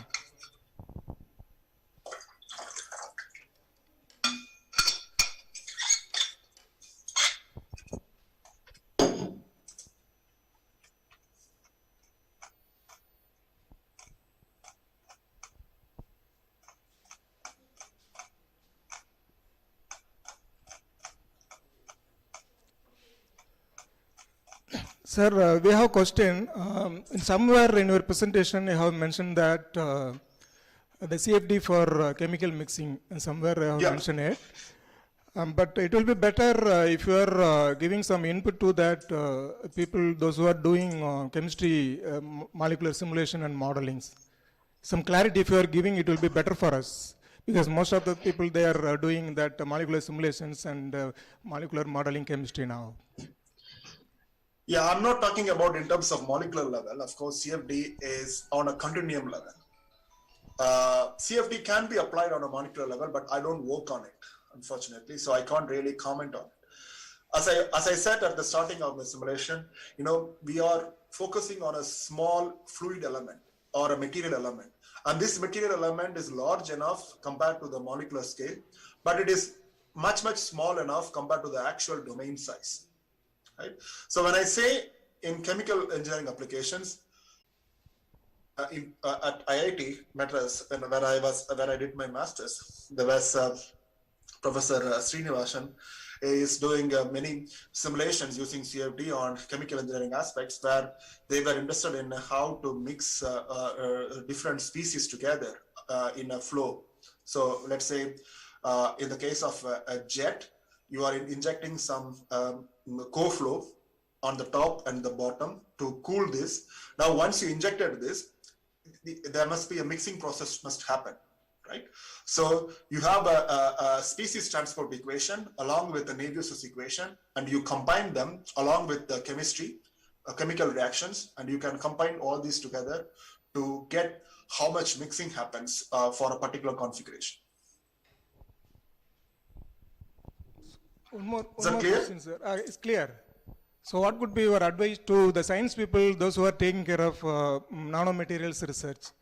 I think your presentation is more focused on the technology oriented. So what would be your advice to that? Yeah, in nanomaterial, also, of course, I don't work on nanomaterials, so I can't really comment. So I work on anything that has flow and heat transfer, and nanomaterial, nanotechnology is an interesting field. As I have shown you in my presentation, CFD can also be used when there is a flow through a porous material or a nanomaterial. And that can be easily modeled rather than going for experimentation. And this field is actually an emerging field. Some of the governing equations are not fully developed. So there are plenty of research to be done in nanomaterial with fluid flow, which is actually a good, because you have plenty of scope in that case if you do not know what exactly the governing equations are. Because the reason why I'm saying is that when you consider a flow through a nanomaterial, not only the shearing stresses and the normal stresses, but also there is a coupling between the nanoparticles and the flow. So there is going to be an additional forcing term, which we do not know what that is. We have to work on it, and there are people doing it. They call it as, if I remember correctly, it is a Darcy relationship, something like that. I'm not into that research, so I know vaguely about these terminologies. But if anyone interested, you could always contact me with my email. I'm happy to find out the right direction. Thank you, sir. Thank you, sir. Thanks for your input.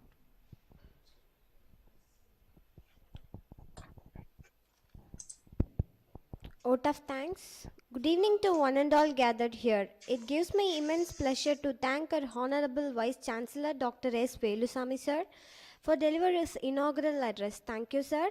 Next, I would like to thank our respected Registrar Dr. P.K. Srividya ma'am.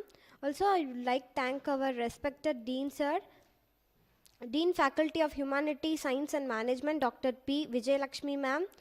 My special thanks to Dr. Vijay Shankar Asogan, Research Fellow of Bernal Institute, Ireland, who gave me the felicitation address. Thank you, sir. Next, I would like to thank Dr. Emmanuel Paul, sir, Resource Person of Faculty of Thermal Engineering, London, UK. Thank you, sir. I would like to intend my special thanks to Head of the Department, Dr. S. Gomati ma'am, and beloved teachers and staff members. I would like to thank my fellow friends of PMS for your great support. Finally, I thank everyone once again for making this event a great success. Thank you. So, On the jubilant occasion, I wanted to once again thank Dr. Emmanuel Paul for heartily we are congratulate and thank you for given us this very nice presentation on 1 week international workshop on applications of nanoscience multidisciplinary fields jointly organized by Department of Chemistry and Division of Nanotechnology. So we also thank at this time these all the participants and organizers at this moment. Thank you, sir. Thanks for joining with us. Thank you.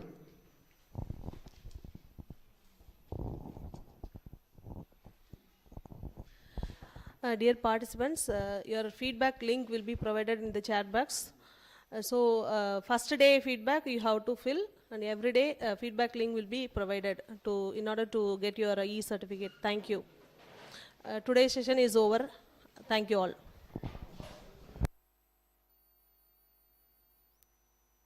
Recording stopped.